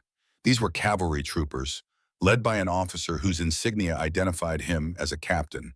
They rode in formation, disciplined and purposeful, not the ragged approach of Harrington's hired men. The captain raised his hand, bringing the column to a halt at the main gate. He rode forward alone, removing his hat as he approached the porch where Martha waited. Ma'am, he called, reining in his mount a respectful distance away. Captain James Hollister, 2nd Cavalry Regiment. I'm looking for Noah Remington. Martha studied him carefully, mid-30s, with the weathered look of a career soldier, his uniform dusty but properly maintained. Mr. Remington isn't here at present, Captain. I'm Martha Reed, the housekeeper. What business do you have with him? Hollister glanced at Frank and Miguel, noting their weapons without comment. Army business, ma'am. When do you expect him to return? Within the week, Martha replied, deliberately vague. May I ask why the Army is calling on a civilian ranch? The captain hesitated, seeming to weigh how much to reveal. We're pursuing a fugitive, ma'am, a deserter and thief named Victor Reed. He was spotted in this region 2 days ago. The name hit Martha like a physical blow, though she maintained her composed expression. Victor Reed is my husband, Captain, she said evenly. Or was. He abandoned me 3 years ago in Dust Creek. I was told he had died. Surprise registered on Hollister's face. I see. I'm sorry to be the bearer of such news, Mrs. Reed. Your husband is very much alive and wanted for desertion during the war, as well as theft of Army property and various frauds since then. Martha absorbed this information, pieces falling into place. So Victor hadn't just abandoned her. He was a fugitive, a deserter. The revelation should have shocked her more, but somehow it merely confirmed suspicions she had harbored about his character for years. What connection does this have to Mr. Remington, she asked. Intelligence suggests Reed may be headed here, Hollister explained. He and Remington served in the same cavalry unit during the war. We have reason to believe Reed may seek Remington's help in evading capture. This was unexpected. Noah had never mentioned knowing Victor during the war, though if they had served in the same unit, they must have been acquainted. Why had he kept this from her?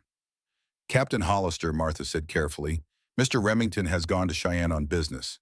He purchased this ranch recently and is still establishing his operations here. I don't believe he's in contact with Victor Reed or would offer him sanctuary. Hollister nodded, though skepticism lingered in his expression. Nevertheless, Mrs. Reed, I must ask permission to station my men here to wait for Remington's return. If Reed is indeed headed this way, we need to be prepared.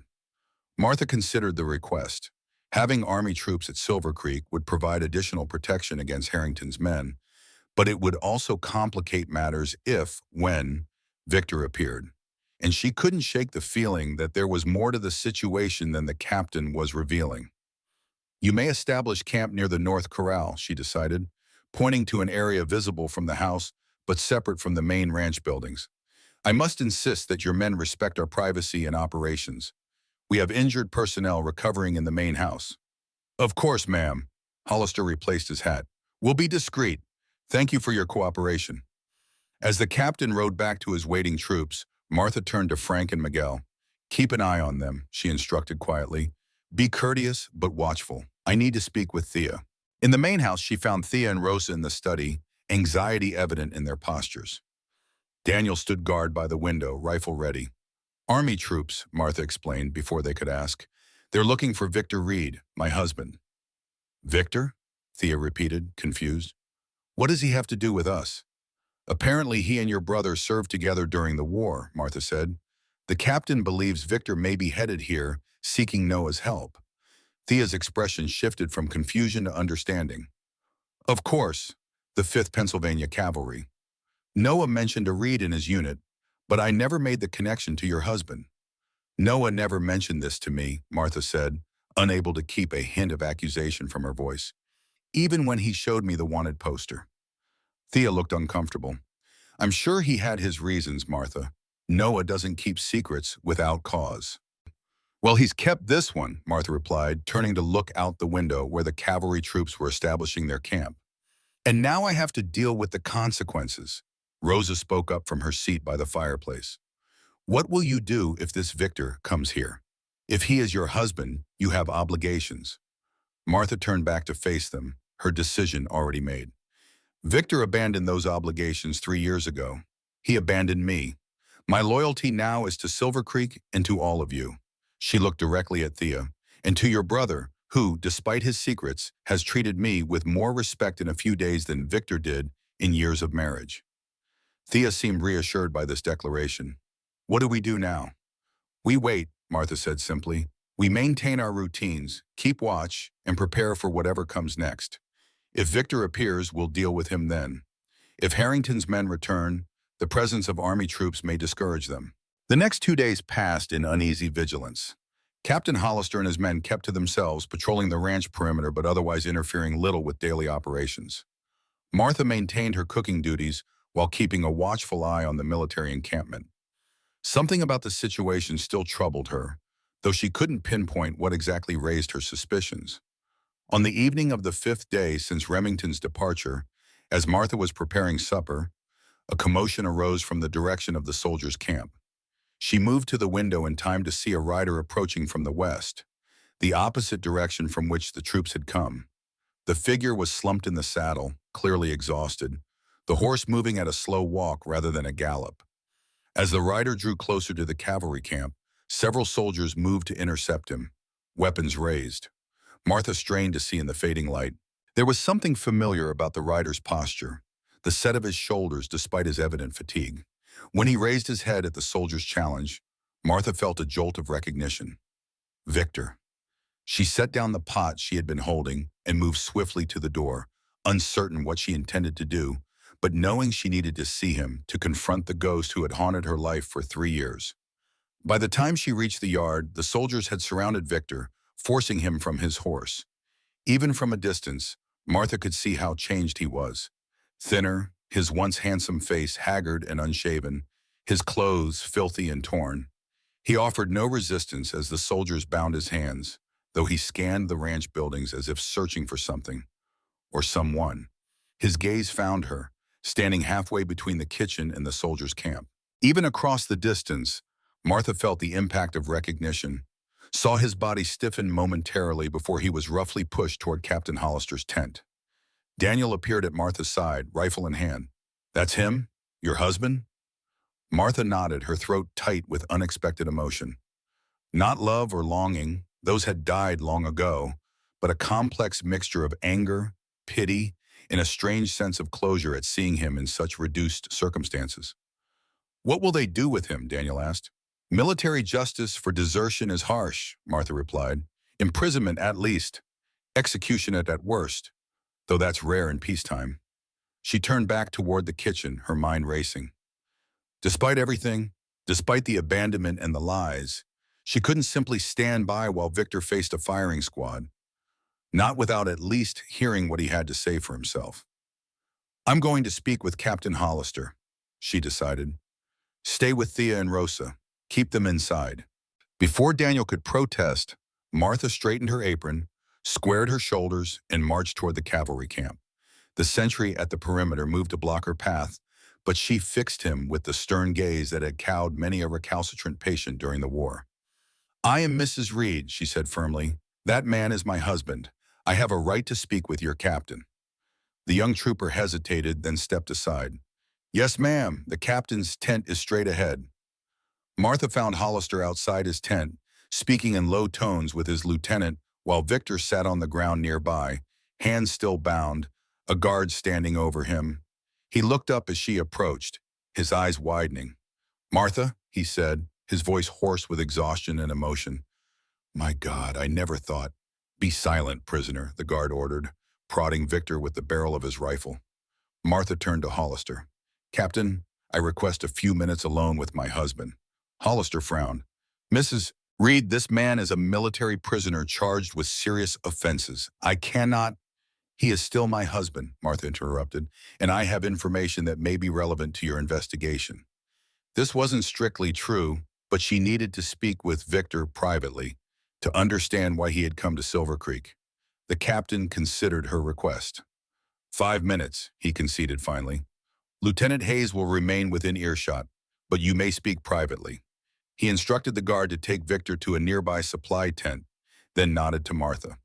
"5 minutes, Mrs. Reed, no more." The supply tent was small, dimly lit by a single lantern hanging from the center pole.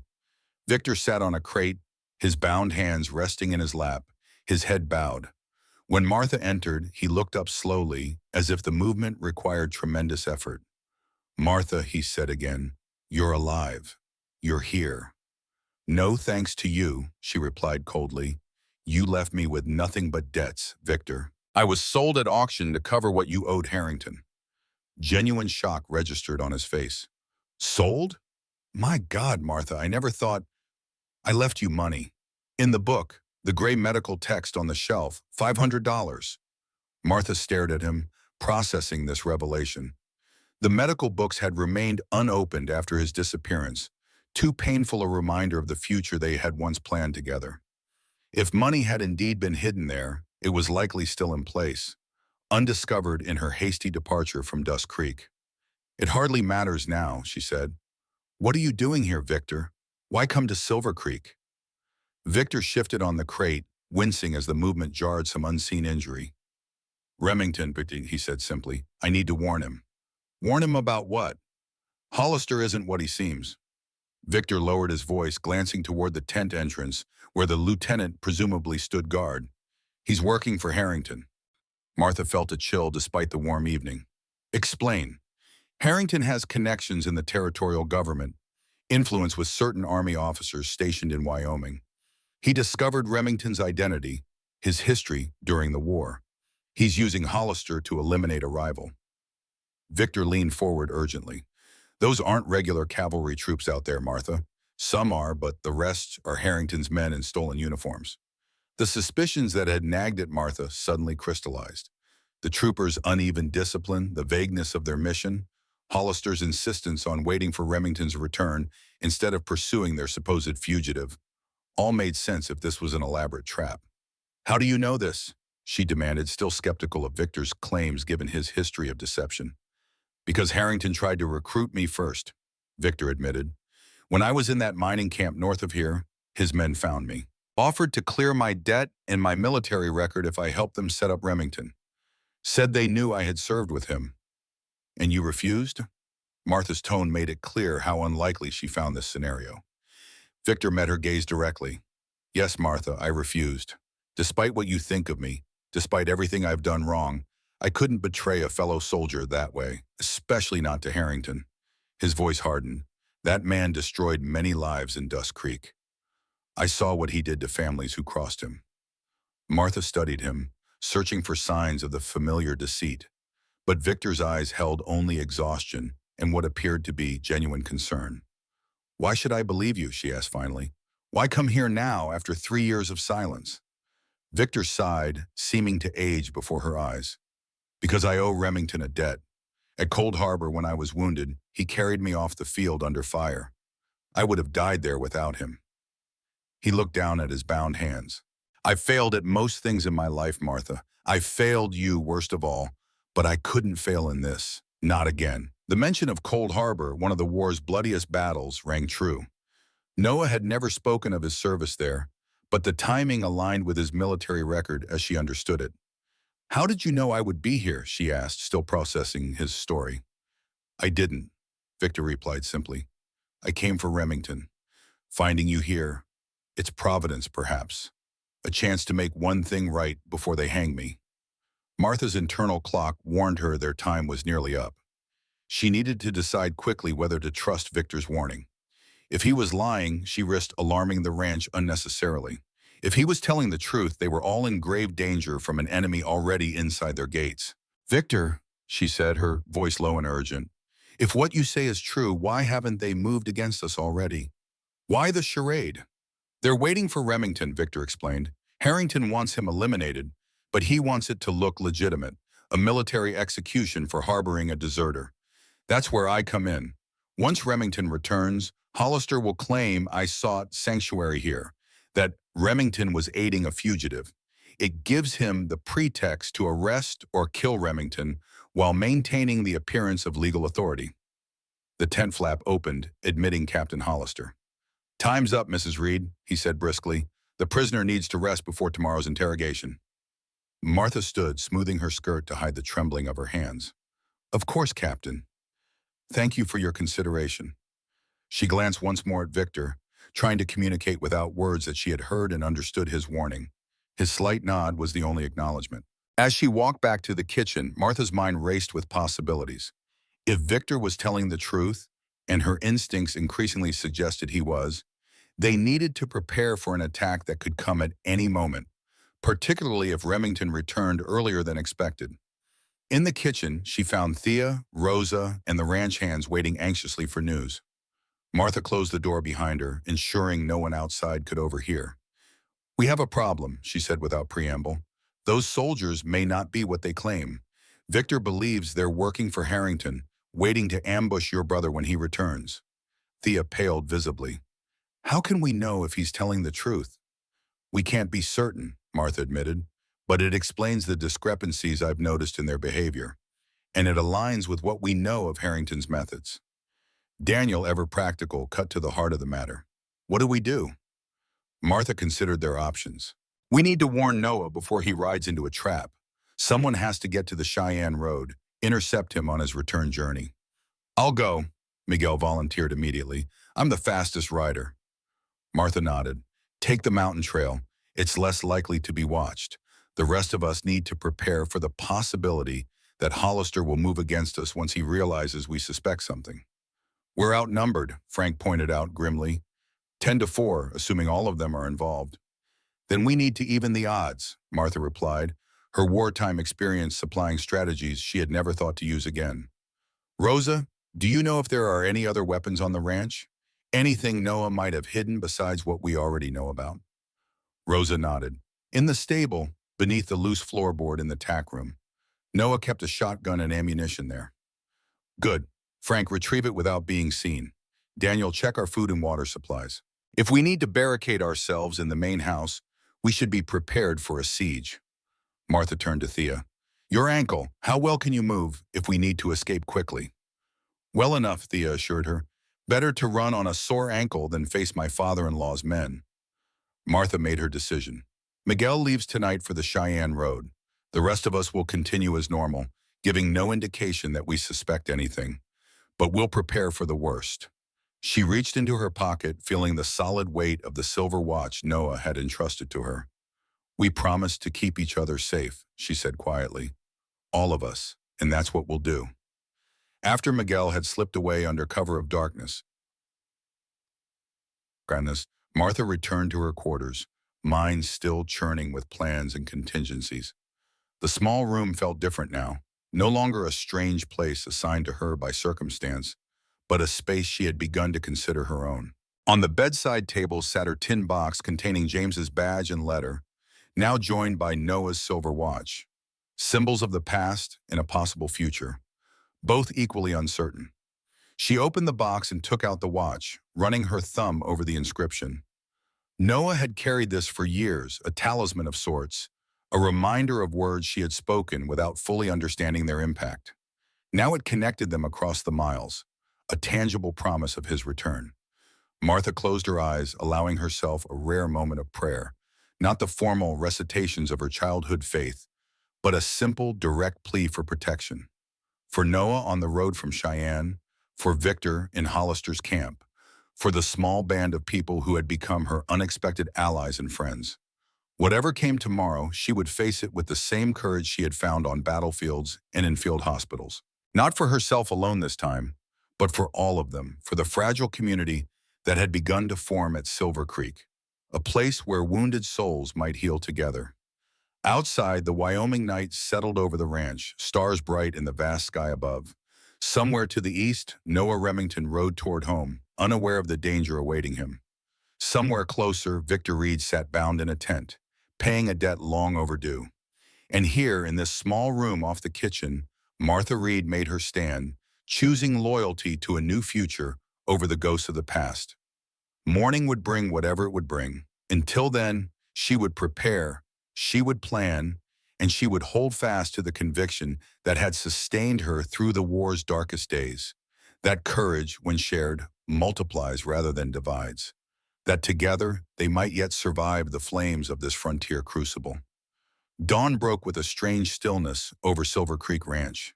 Martha had slept little, rising before first light to prepare breakfast for the household and, as had become routine for Captain Hollister and his men.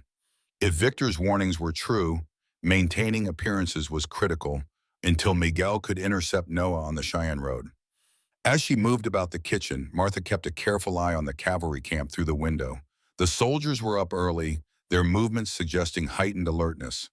Something had changed overnight, though Martha couldn't determine what exactly had shifted the atmosphere. Daniel entered the kitchen, his expression grave. There's movement at the camp, he reported quietly. They've saddled their horses, packed their equipment. Are they leaving? Martha asked, hope flaring briefly. Daniel shook his head. Doesn't look like it, more like preparing for action. And he hesitated. I can't see Victor anywhere. His horse is gone from the picket line. Martha absorbed this news, her anxiety mounting. Had Victor escaped? Been moved elsewhere? Or worse, had Hollister realized Victor had warned them and eliminated the liability? Find Frank, she instructed. Make sure the rifles are loaded and accessible. I'll speak with Thea and Rosa. In the main house, Martha found Thea already dressed and alert, helping Rosa change her bandages. Both women looked up as Martha entered, reading the concern in her expression. Something's happening, Thea said. Not a question, but a statement. Martha nodded. The soldiers are preparing for something, and Victor appears to be gone. Rosa crossed herself, murmuring a quiet prayer. They will move soon, she said with certainty. Men like this, they do not wait once their plans begin. We need to be ready to leave if necessary, Martha decided. Pack only what's essential: food, water, medical supplies. Thea, can you ride with your ankle? If I must, Thea replied grimly. Where would we go? Martha had considered this throughout the night. The old line cabin in the north pasture. Noah mentioned it once, said it was well hidden in a stand of cottonwoods. If we can reach it unseen, it might provide temporary shelter until Miguel returns with your brother. The sound of approaching hoofbeats interrupted their planning. Martha moved quickly to the window, heart sinking as she saw Captain Hollister riding toward the house, flanked by 4 of his men. Their posture was unmistakably aggressive, rifles held at the ready. They're coming, she said, turning back to Thea and Rosa. Go to the cellar. Now. What about you? Thea protested. I'll delay them as long as possible. Go. As the women hurried toward the cellar entrance, Martha moved to the study where she knew Noah kept a revolver in his desk drawer. She had just closed her hand around it when the front door crashed open, boots thundering on the wooden floor. Mrs. Reed, Hollister's voice carried through the house. I know you're here. We need to talk. Martha tucked the revolver into the pocket of her skirt and stepped into the hallway, maintaining an outward calm she did not feel. Captain Hollister, this is an unexpected intrusion. The captain stood in the entrance hall, his uniform immaculate, his manner coldly efficient. The soldiers with him spread out, clearly searching the house. Where are the others, Mrs. Reed? Hollister demanded without preamble. The ranch hands are attending to their duties, Captain. Martha kept her voice steady. Miss Collins and Miss Mendez are resting. They're still recovering from their injuries. Hollister's smile didn't reach his eyes. I'm afraid I'll need to speak with all of them immediately. We have reason to believe this ranch is harboring additional fugitives besides Victor Reed. Additional fugitives? Martha feigned confusion. I don't understand. Don't you? Hollister stepped closer, his pretense of military courtesy evaporating. Thea Harrington, for instance, a runaway wife whose father-in-law is most anxious for her return, and Rosa Mendez, who has stolen property from her rightful husband. So Victor had been correct. Hollister was indeed working for Harrington. Martha maintained her composed expression despite the confirmation of their worst fears. I believe you're exceeding your authority, Captain, she said firmly. This is private property, and those women are under Mr. Remington's protection. Hollister laughed, the sound harsh in the quiet house. Remington's protection means very little at the moment, Mrs. Reed. Your esteemed employer won't be returning from Cheyenne. A chill ran through Martha. What have you done? Nothing yet, Hollister replied with casual menace. But the road from Cheyenne passes through some dangerous country. Ambushes are common, tragic but not unexpected in these wild territories. Martha's mind raced through battlefield calculations, the same ones she'd made in field hospitals when deciding which patients could be saved. If Hollister had men waiting for Noah, Miguel might already be too late. Her gaze flicked to the kitchen window, to the distant mountains where Noah might even now be riding into a trap. You'll tell me where those women are, Mrs. Reed, Hollister's voice hardened, or my men will tear this ranch apart timber by timber. The familiar surge of cold resolve, the nurse's discipline that had carried her through Antietam and Cold Harbor, steadied her hands. When the first gunshot cracked outside, Hollister turned instinctively toward the sound. Martha's movement was fluid, almost serene as she drew the revolver and leveled it at his chest. Tell your men to stand down, she ordered, her voice hard with determination. Hollister turned back slowly, his eyebrows rising at the sight of the weapon. Mrs. Reed, he said with mocking politeness, do you really think you can stop us with one revolver? Perhaps not all of you, Martha acknowledged, the gun unwavering in her hand, But I can certainly stop you, Captain.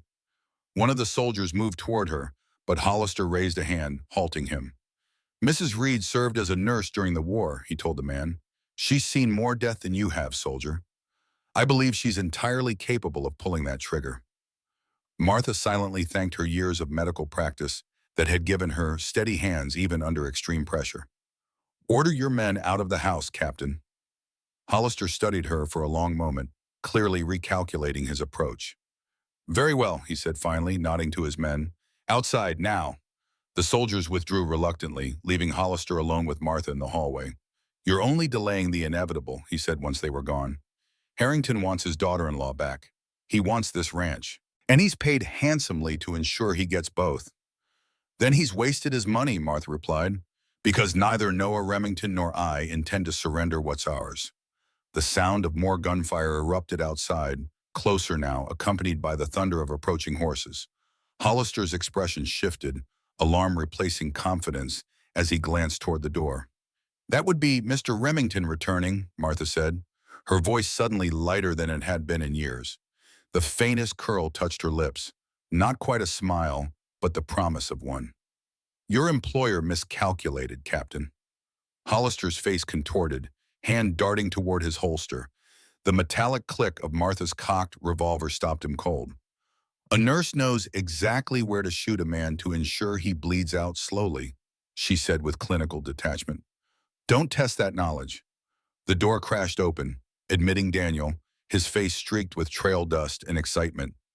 Mrs. Reed! The boss made it back with the sheriff from Cheyenne and a small army of deputies.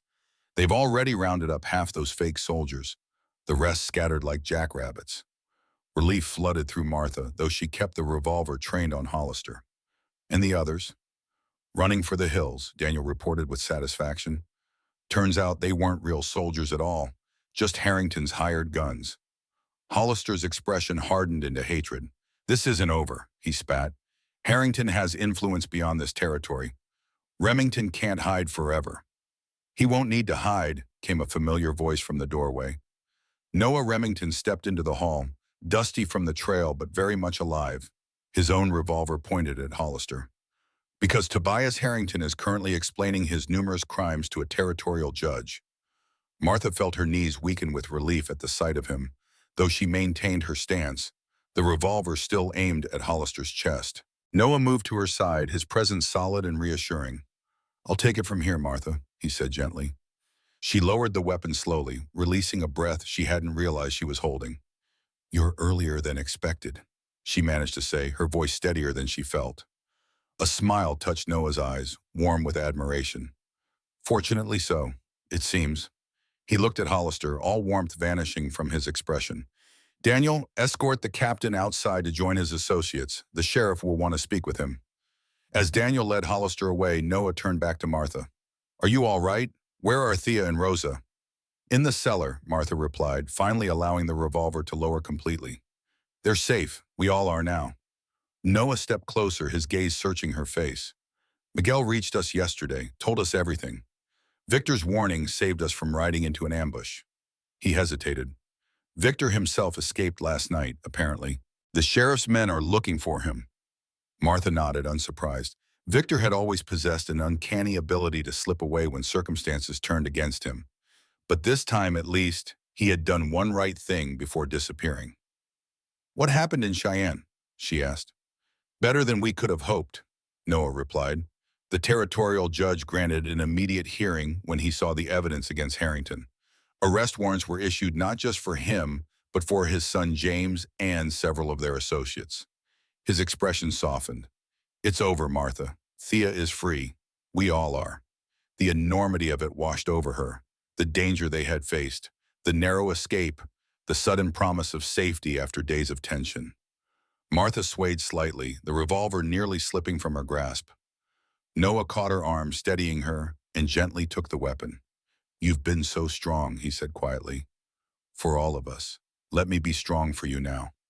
Martha looked up at him, seeing not just the cavalry lieutenant she had treated at Gettysburg, or the rancher who had purchased her contract in Dust Creek, but a man who had become something more to her, a partner, perhaps, a possibility. I kept it safe, she said, reaching into her pocket to withdraw the silver watch. As I promised. Noah looked at the watch, then back at her face, something unspoken but powerful passing between them. I knew you would, he said simply. Outside, the commotion continued as the sheriff's men secured the remaining imposter soldiers. Inside, in the quiet of the hallway, Martha and Noah stood together, the watch a tangible connection between past and future, between promises made and kept. Thea and Rosa will be wondering what's happening, Martha said finally, practical concerns reasserting themselves. Noah nodded, offering his arm. Let's tell them together. As they walked toward the cellar door, Martha felt something settle within her, a sense of rightness, of belonging. Silver Creek had been Noah Remington's fresh start after the war, his place of healing and renewal. Now, perhaps, it could be hers as well. The days that followed passed in a blur of activity. The sheriff and his deputies took Hollister and his men back to Cheyenne for trial. Harrington remained in custody, his empire of fear beginning to crumble as other victims, emboldened by Thea's example, came forward with their stories. James Harrington had fled the territory, but word came that marshals were in pursuit. Of Victor, there was no sign. He had vanished once again, though this time Martha felt neither abandoned nor betrayed. He had, in his own flawed way, tried to make amends. It was enough. One evening, a week after the confrontation with Hollister, Martha stood on the porch watching the sunset paint the western sky in fierce oranges and pinks. The air had cooled, carrying the first hint of autumn. From the kitchen behind her came the sounds of Rosa and Thea preparing supper, their voices raised in occasional laughter. The ranch was healing, its wounds beginning to close. May I join you? Noah's voice, quiet and steady, came from behind her. Martha nodded, making room for him at the railing. It's a beautiful evening. Yes, it is. He stood beside her, close enough that she could feel the warmth radiating from him, yet not so close as to presume. They watched the sunset in companionable silence for several minutes. Finally, Noah spoke, his voice barely above a whisper. I never properly thanked you for what you did. Facing down Hollister, protecting Thea and Rosa, keeping them safe when I couldn't. Martha turned to look at him. We protected each other. That's what family does. The word hung between them, fragile and momentous. I've been thinking, Noah said carefully, about what happens next. Martha's heart quickened. And what have you decided? He reached into his pocket and withdrew the silver watch she had returned to him. This has been my talisman for years, he said, turning it over in his hands. A reminder of words spoken by a brave woman in the midst of war. Words that kept me going when nothing else would. Martha watched the fading sunlight glint off the silver case. But I don't need it anymore, Noah continued, not as a reminder, because the woman who spoke those words is here. He held out the watch to her. I'd like you to have it, Martha, not as a loan this time, as a gift. Martha hesitated. Noah, I'm not asking for promises, he said quickly, or presuming anything, just offering a new beginning.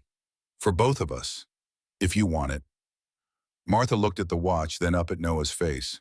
In his eyes, she saw not just the cavalry lieutenant she had saved at Gettysburg, or the rancher who had purchased her contract in Dust Creek, but a man who had come to mean more to her than she had thought possible. Slowly, deliberately, she took the watch, her fingers brushing against his. But instead of withdrawing her hand, she turned her palm upward, entwining her fingers with his. I think, she said softly, I would like that very much. Noah's smile was like sunrise after the longest night. The next morning, Martha rose early as was her habit, but this time she wasn't alone in greeting the dawn. Noah waited for her on the porch, 2 cups of cavati in hand. Behind them, the kitchen fire was already lit, smoke curling up from the chimney into the pale Wyoming sky. I had an idea, Noah said, handing her a cup. The old surgery in town is sitting empty. Doc Williams moved to Cheyenne last month. With your medical training and my business connections, we could open a proper clinic, something permanent. Martha wrapped her hands around the warm cup. A clinic? The idea stirred something long dormant within her, the dream she and James had shared before war and death had intervened. Yes, this territory needs good medical care, and you need... He stopped, reconsidering his words. That is, I thought you might want something that's truly yours. not just a position on someone else's ranch. Martha looked out over Silver Creek, watching the morning light catch on dew-laden grass. The ranch was beautiful, a place of healing indeed. But Noah was right. She needed something that was hers alone, a purpose beyond cooking for ranch hands. "I'd like that," she said finally, "but I'm not leaving Silver Creek. This is my home now." Noah's smile deepened. "I was hoping you'd say that." From the kitchen came the clatter of pots and pans as Rosa began breakfast preparations. On the horizon, riders approached, Daniel and Frank returning from their dawn patrol. Somewhere in the main house, Thea was likely awake as well, planning her day with the newfound freedom of a woman no longer forced to hide her true self. They were an unlikely family, forged in fire rather than blood. But they were hers. And in the gentle weight of the silver watch in her pocket, in the warmth of Noah's hand as it found hers again, Martha Reed felt something she had almost forgotten existed. Hope. The Wyoming sky stretched endless and blue above them, promising a new day, a new beginning. Martha Reed, once a battlefield nurse, once an abandoned wife, once a woman sold to cover a husband's debts, stepped forward into that promise. Not merely surviving now, but ready, at last, to truly live. The frontier had tested them all in its crucible. They had emerged not as they had entered, separate, wounded souls, but as something stronger, something whole, together.